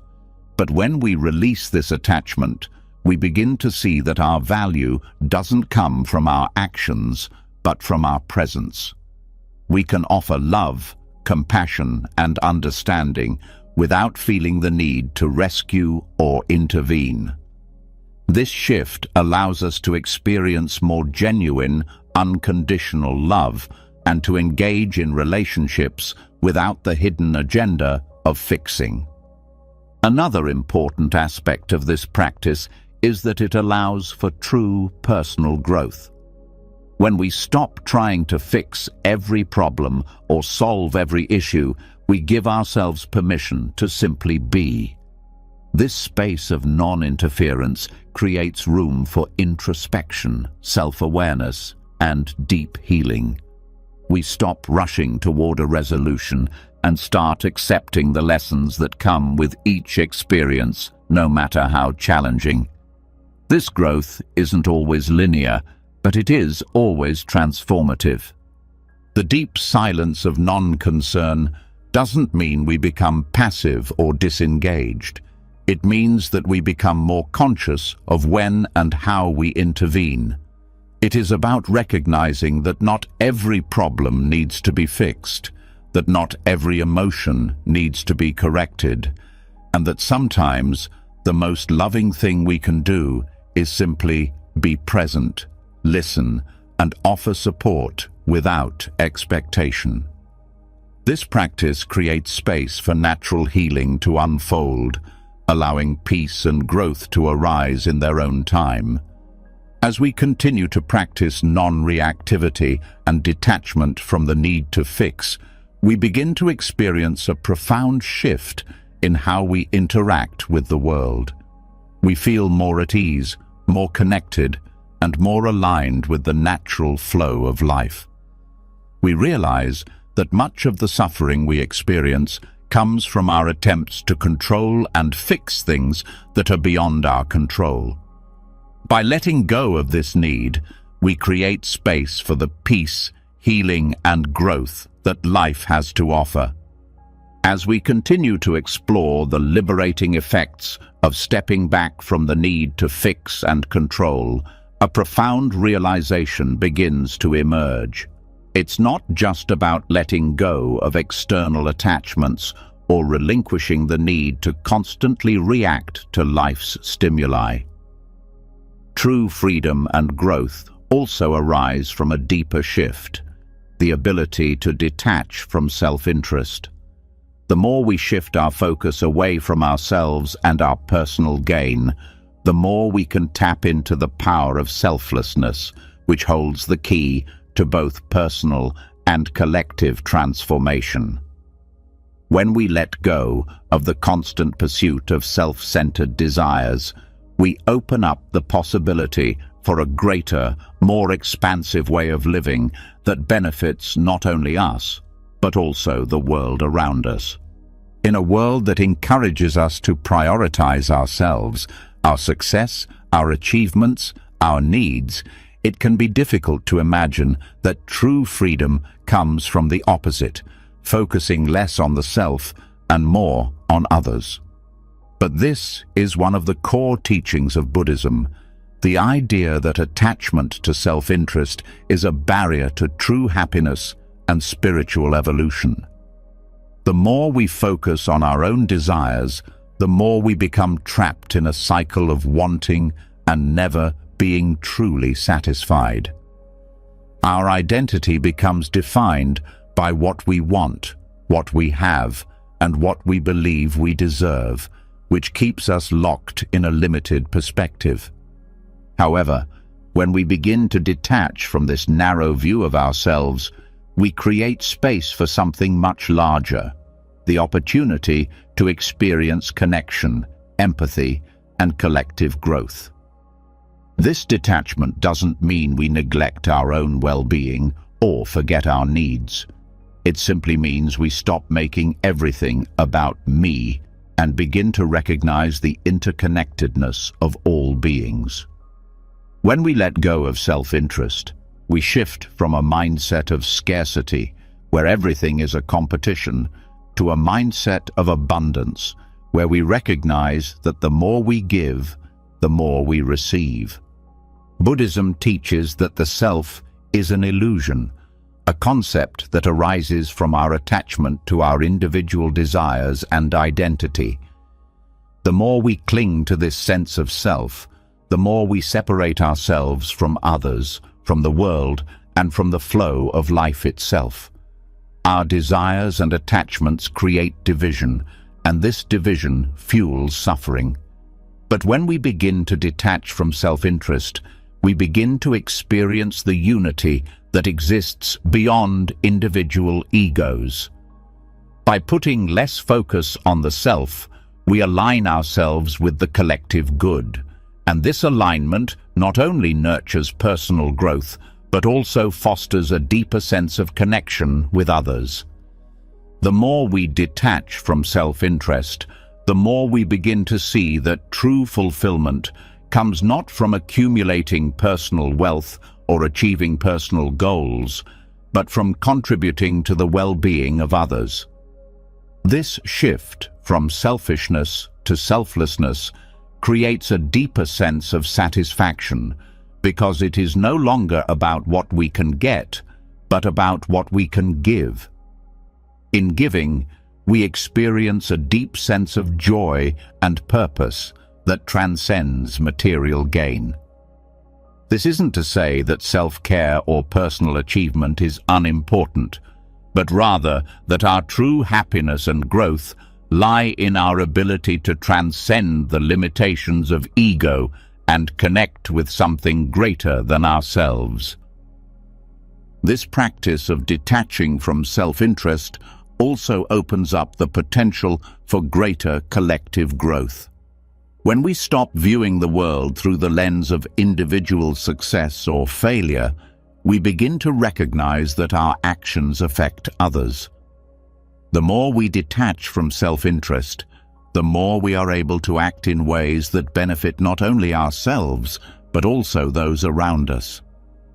This is the foundation of collective evolution. When individuals begin to prioritize the well-being of others, the whole community or society begins to thrive. We stop seeing ourselves as isolated entities and begin to view ourselves as part of a larger, interconnected whole. In this space of selflessness, we also become more compassionate and understanding. The more we detach from our own desires and needs, the more we can see the struggles and joys of others without judgment or attachment. Compassion arises when we stop viewing others as means to fulfill our own needs and begin to see them as equals on this shared journey. This compassion is not based on pity or obligation, but on a deep understanding of the interconnectedness of all beings. It is the realization that when one person suffers, the collective suffers, and when one person heals, the collective heals.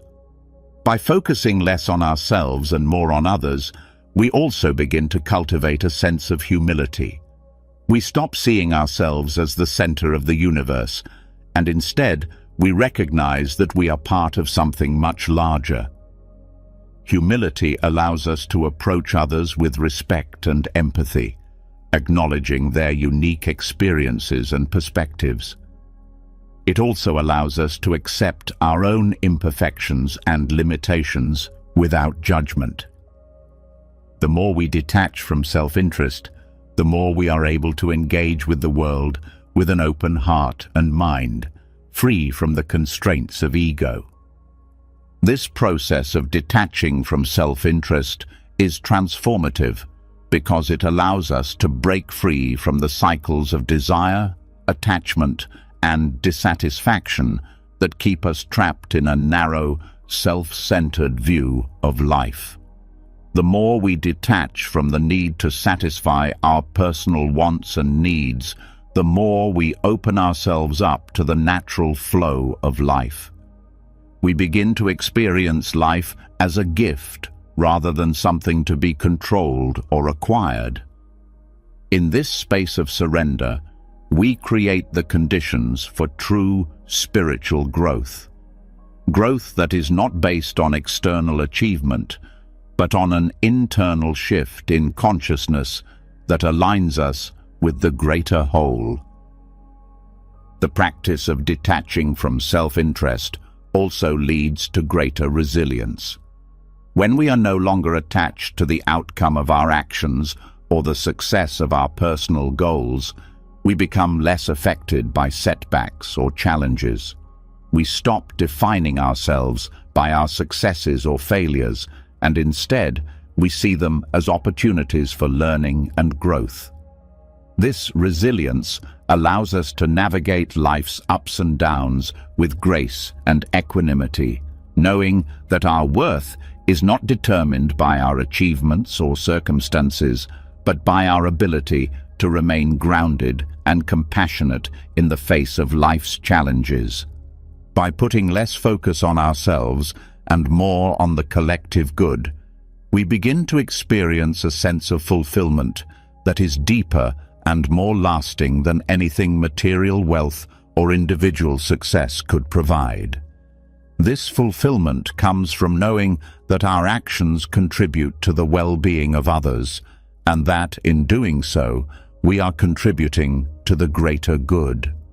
This shift from self-interest to selflessness leads to greater inner peace because it frees us from the constant striving for validation or recognition.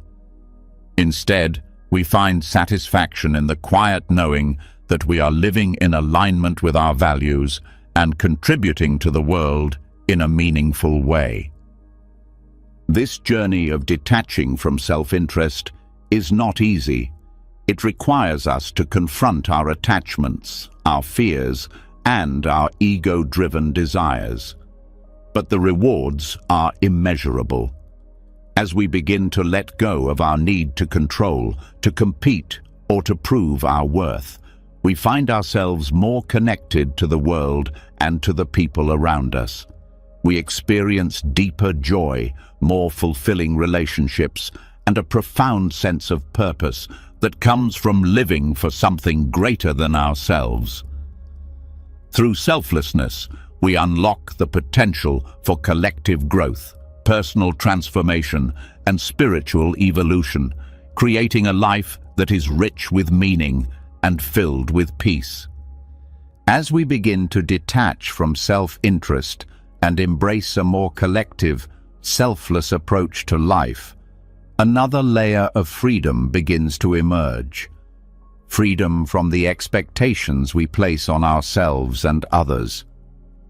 The weight of how things should be can be so heavy, pulling us away from the present moment and leading us into constant frustration when reality doesn't align with our mental projections. But the more we release these expectations, the more we open ourselves to the natural flow of life, allowing it to unfold as it will, and in the process, we find deeper growth and boundless possibilities. We live in a world that constantly tells us how things should be, how we should look, how our careers should progress, how our relationships should evolve, and how life should unfold according to some predefined narrative. These expectations come from society, culture, and even from within ourselves. They create a framework that often feels rigid and confining, leaving little room for spontaneity, change, or true self-expression. When we become too attached to these expectations, we close ourselves off from the endless possibilities that life offers, unable to see beyond the narrow path we've envisioned. Letting go of the belief that life must follow a certain course is not an act of resignation. Instead, it is an act of liberation. Releasing attachment to how things should be means embracing the present moment and acknowledging that life can be full of surprises, change, and growth, none of which are defined by our expectations. The moment we stop insisting that things unfold in a particular way is the moment we begin to experience a freedom that is not bound by a timeline, a goal, or an outcome. When we stop expecting life to look a certain way, we also stop measuring our success by how closely things align with our plans.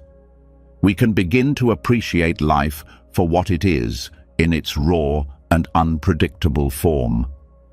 This openness to life's uncertainty allows us to be more adaptable, more resilient, and more attuned to the opportunities that are available to us, even if they don't fit within our narrow expectations. The more we let go of how we think things should go, the more we create space for growth and possibilities that may have once seemed out of reach. One of the biggest challenges in letting go of expectations is the pressure we place on ourselves to meet certain standards or milestones. We often feel like failures if things don't go according to plan, even though life is rarely a linear path. By releasing attachment to outcomes, we stop defining ourselves by what we accomplish or how quickly we reach our goals. Instead, we allow ourselves the grace to move at our own pace, free from the burden of measuring success against a fixed timeline. This shift in mindset leads to greater peace, as we stop chasing after an idealized version of ourselves and begin to appreciate who we are right now. Living without expectations also allows us to truly embrace change. So often, we resist change because it doesn't fit within the framework we've created in our minds. When we are attached to a certain way of life, change can feel like a threat. But when we let go of expectations, we begin to see change as an inevitable and necessary part of growth. Instead of fearing it, we start to welcome it, knowing that each new experience is an opportunity for deeper learning and self-discovery. Life becomes less about controlling the future and more about embracing whatever comes our way with an open heart. The freedom of non-expectancy also deepens our relationships. We often enter into relationships with certain expectations about how they should develop, how others should behave, or what they should bring into our lives. But when we let go of these expectations, we open the door to more authentic and fulfilling connections. We begin to see people for who they truly are, not for who we think they should be. This shift fosters more genuine interactions as we stop imposing our own desires and agendas onto others, and instead allow them to show up as they are. By releasing the need to control or mold relationships, we allow them to evolve naturally, leading to deeper and more meaningful connections. This freedom also allows us to appreciate life more fully. When we're not constantly looking for what's next or how things should unfold, we can be more present in the moment. We stop living for the future or the next milestone, and instead we begin to find joy in the here and now. We start to notice the small things, the conversations, the quiet moments, the beauty in the world around us, things we might have overlooked when we were too focused on our expectations. By letting go of the pressure to chase after the next should, we open ourselves up to the richness of the present moment.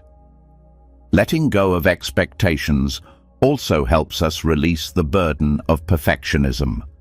So often, we place unrealistic standards on ourselves and others, leading to feelings of inadequacy, frustration, and burnout. By releasing the need to meet these standards, we create the space to simply be. We stop holding ourselves to unattainable ideals and begin to accept ourselves for who we are. This self-acceptance allows for more genuine growth, as we no longer feel the need to be perfect or to have everything figured out. Instead, we embrace the beauty of imperfection, knowing that it is through our flaws and mistakes that we learn and evolve. This shift in perspective also allows us to cultivate a deeper sense of trust in ourselves and in life. When we stop holding on to rigid expectations, we begin to trust that everything will unfold as it is meant to. We stop trying to control the future and start living with more ease, knowing that we are capable of navigating whatever comes our way. This trust in the process frees us from anxiety and stress, allowing us to move through life with a sense of calm and confidence. In terms of personal growth, the freedom of non-expectancy allows us to expand beyond our limitations.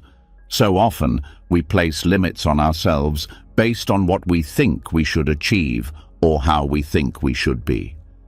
But when we release these expectations, we open ourselves up to a world of possibilities.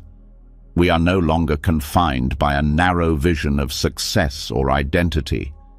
Instead, we become open to exploring new passions, interests, and paths that may have once seemed out of reach because they didn't fit within the rigid boundaries we had set for ourselves.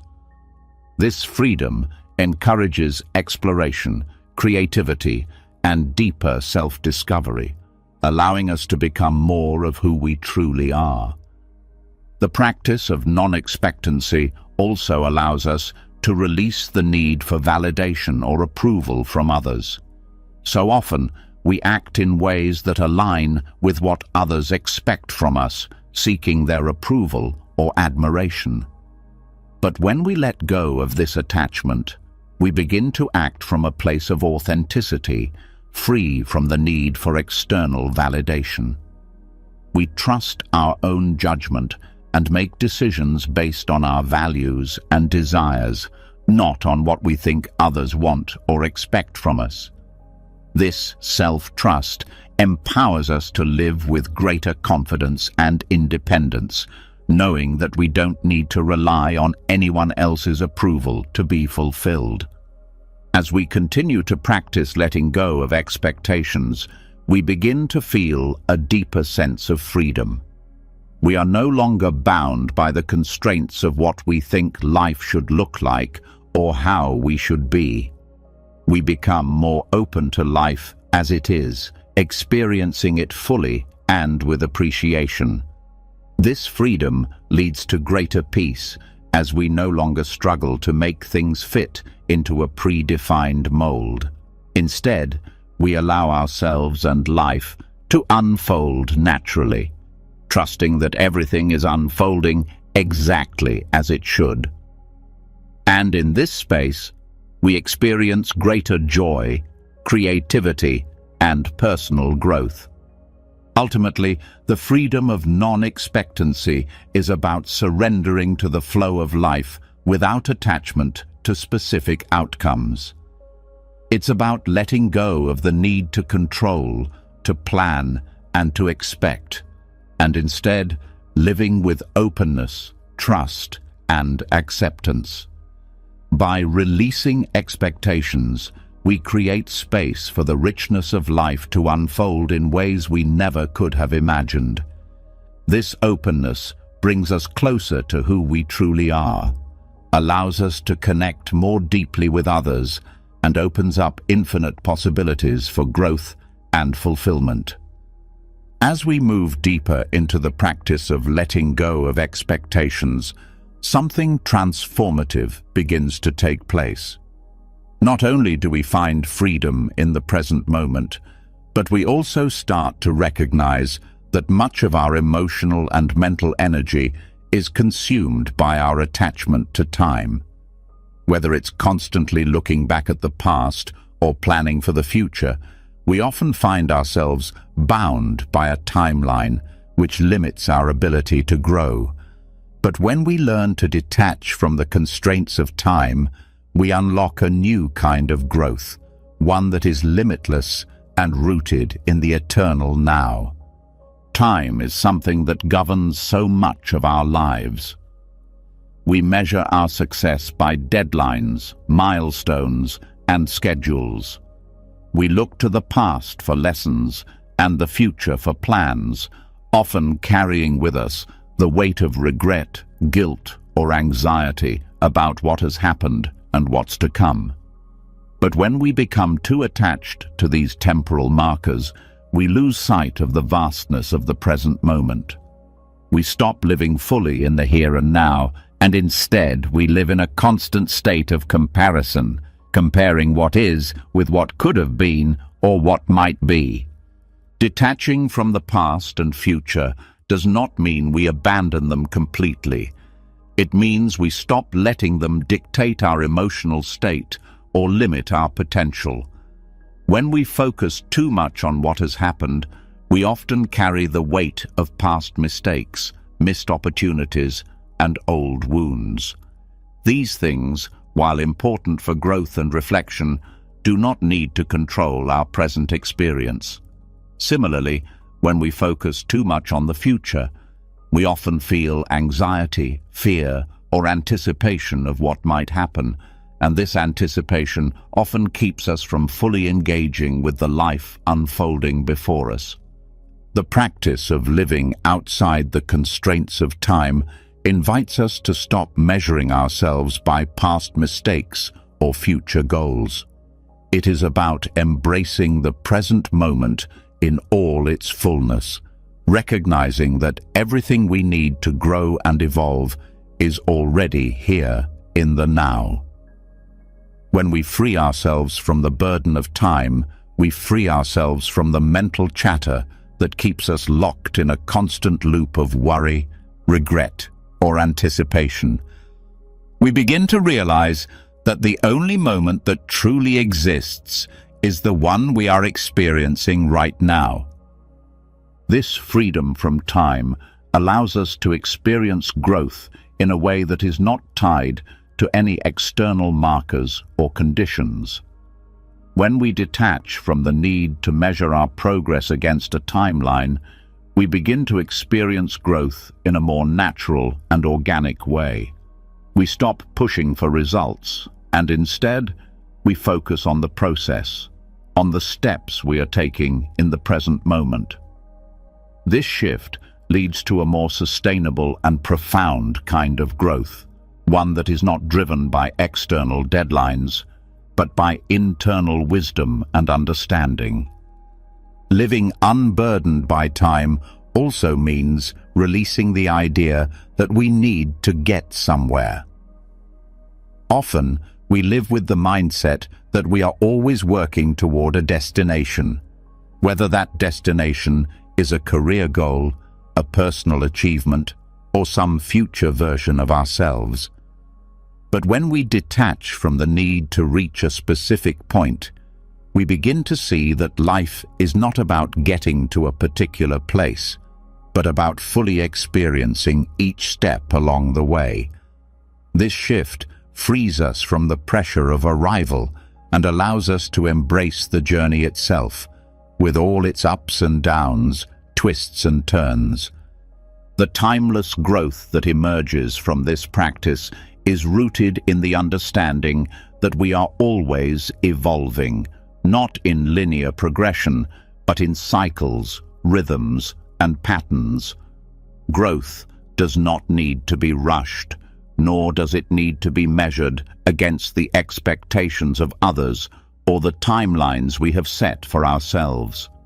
When we let go of these constraints, we find that growth happens more easily, more naturally, and more deeply. Furthermore, releasing the grip of past and future allows us to heal in ways that were once inaccessible. So often, we carry unresolved pain from our past, old regrets, past traumas, or relationships that never fully healed. These past experiences keep us anchored in time, preventing us from moving forward. When we detach from these attachments, we begin to release the emotional weight that keeps us stuck in the past. We stop seeing ourselves as products of what has happened, and instead, we see ourselves as the beings we are right now, with the power to shape our present and future. This detachment gives us the freedom to heal in a more profound way, because we stop seeing ourselves through the lens of past experiences, and instead see ourselves through the lens of possibility. Similarly, when we stop focusing so much on the future, we release the anxiety that often accompanies it. The fear of what might happen, the uncertainty of what's to come, and the constant striving for control are all rooted in a future that doesn't yet exist. But by letting go of this attachment, we can live with greater peace, knowing that what happens next will unfold in its own time. We no longer need to force or manipulate the future because we trust that life will unfold as it is meant to. This sense of trust in the natural flow of time brings with it a deep sense of peace, allowing us to live with greater ease and acceptance.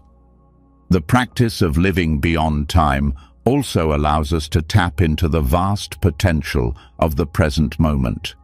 When we stop rushing through life, we begin to see things that were once overlooked. We notice the subtle beauty of each moment, the quiet blessings that surround us, and the richness of our experience.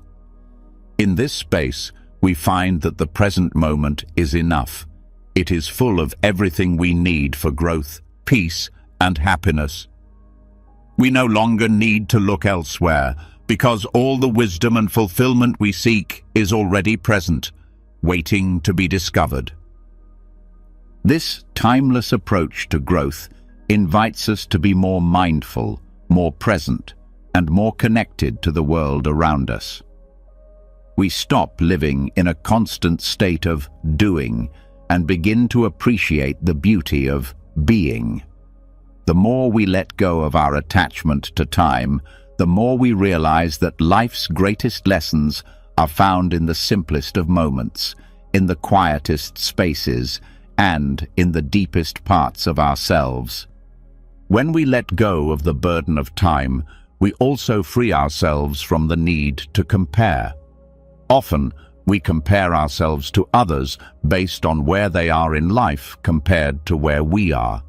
But when we stop measuring our progress by a clock, we stop comparing our journey to anyone else's.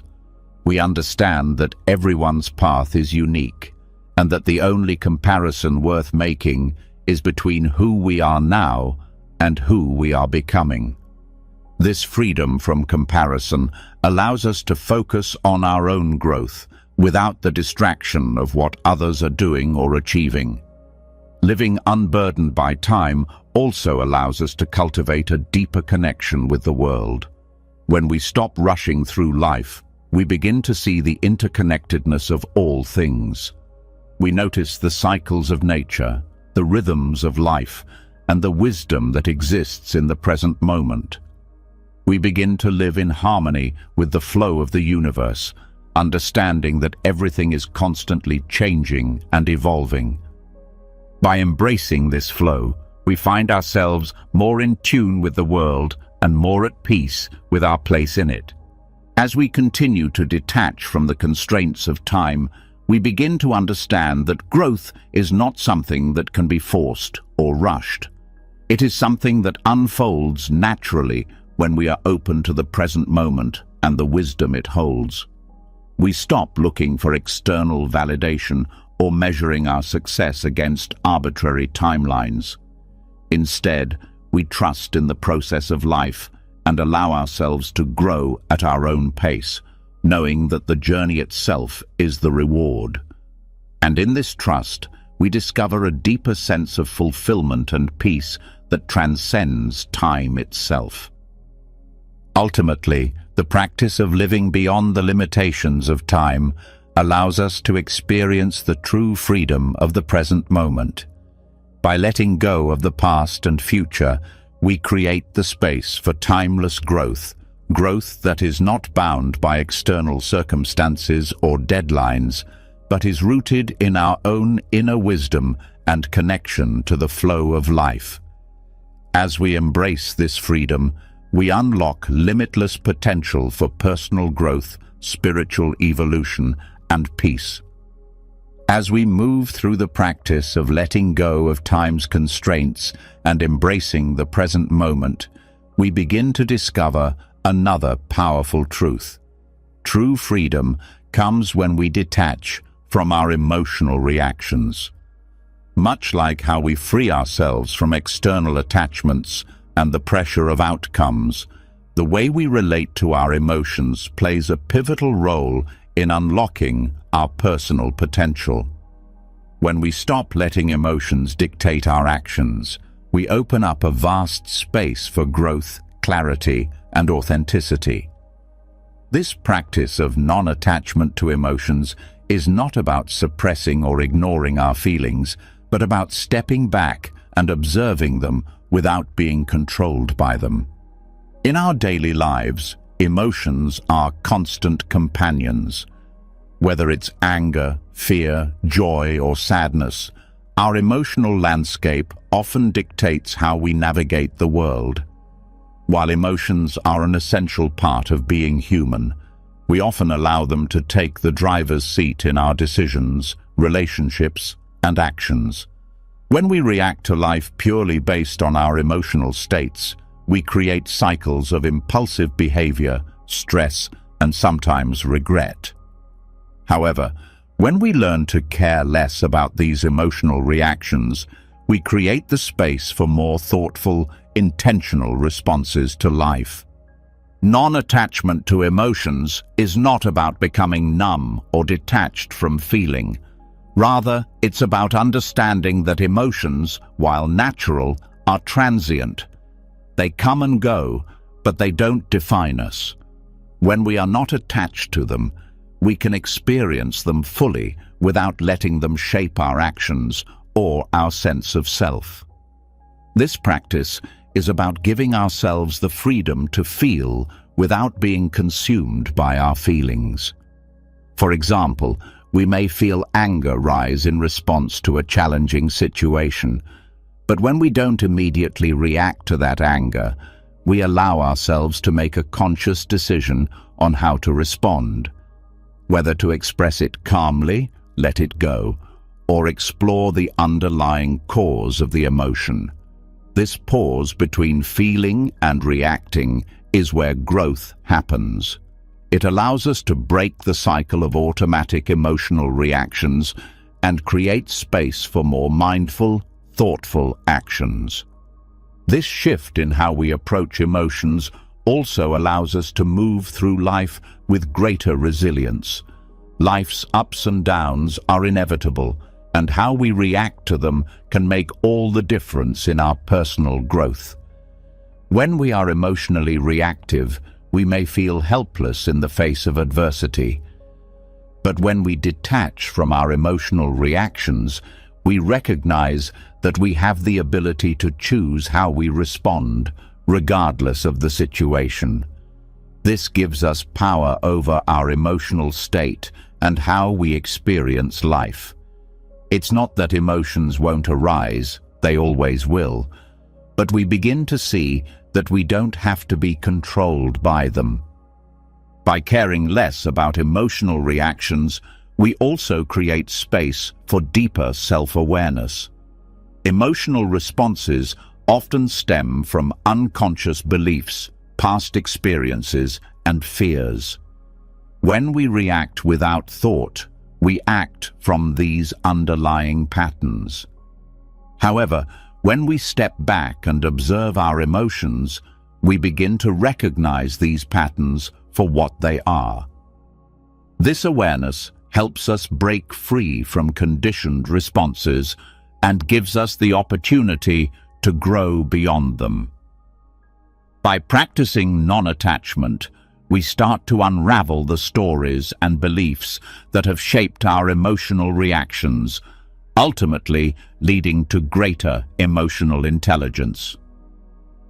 This detachment from emotions also enhances our relationships with others.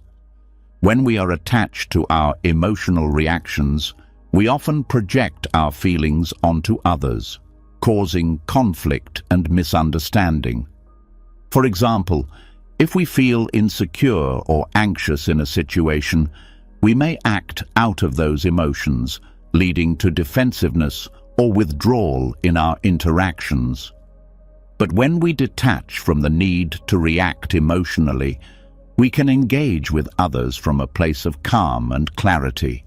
We stop projecting our internal struggles onto others and start listening and responding to them with more compassion and understanding.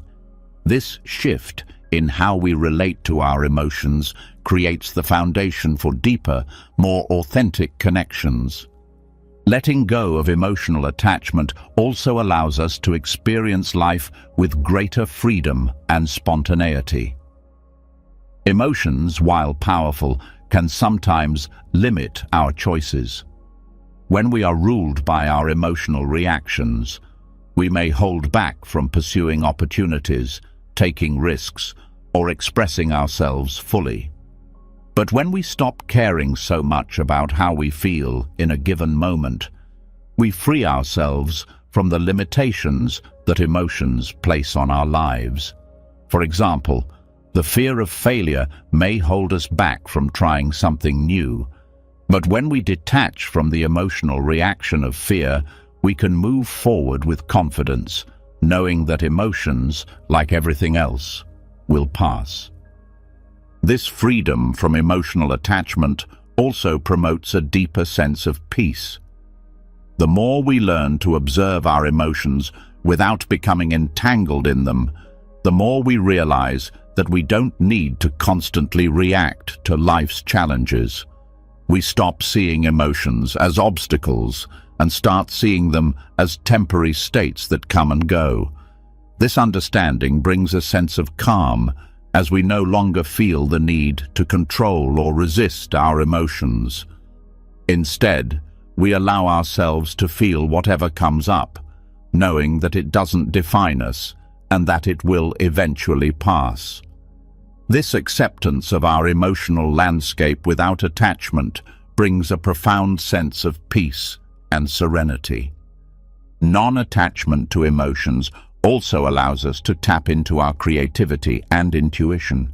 When we are emotionally attached, we often find ourselves in a state of overwhelm, making it difficult to think clearly or creatively. Our emotional state clouds our judgment and limits our ability to access our full potential. However, when we detach from these emotions, we open up the channels for more creativity, insight, and intuitive thinking. We stop being bogged down by emotional turmoil and begin to see the world with greater clarity, allowing new ideas and solutions to flow freely. As we practice caring less about emotional reactions, we also build greater emotional resilience. Life will continue to present us with challenges, but the more we detach from emotional outcomes, the more we are able to navigate these challenges with grace. We learn to respond thoughtfully rather than react impulsively, which leads to better decision-making and a greater sense of empowerment. This resilience allows us to bounce back from setbacks, knowing that we are not defined by our emotions, but by how we choose to handle them. The practice of detaching from emotions does not mean we become indifferent or disconnected from our feelings. Rather, it means that we engage with them in a more conscious, intentional way. We experience emotions without being overwhelmed by them or driven by them. This approach gives us greater control over our emotional landscape, allowing us to navigate life with a deeper sense of ease and balance. This freedom from emotional attachment ultimately leads to personal growth, as we become more aware of ourselves and how we interact with the world. We begin to respond to life with a sense of calm and clarity, no longer being controlled by the ebbs and flows of our emotional reactions. This shift opens up space for greater self-expression, deeper relationships, and a more fulfilling life. By caring less about emotional reactions, we create room for true personal growth that is not dictated by our emotions, but by our ability to engage with life in a more mindful and compassionate way.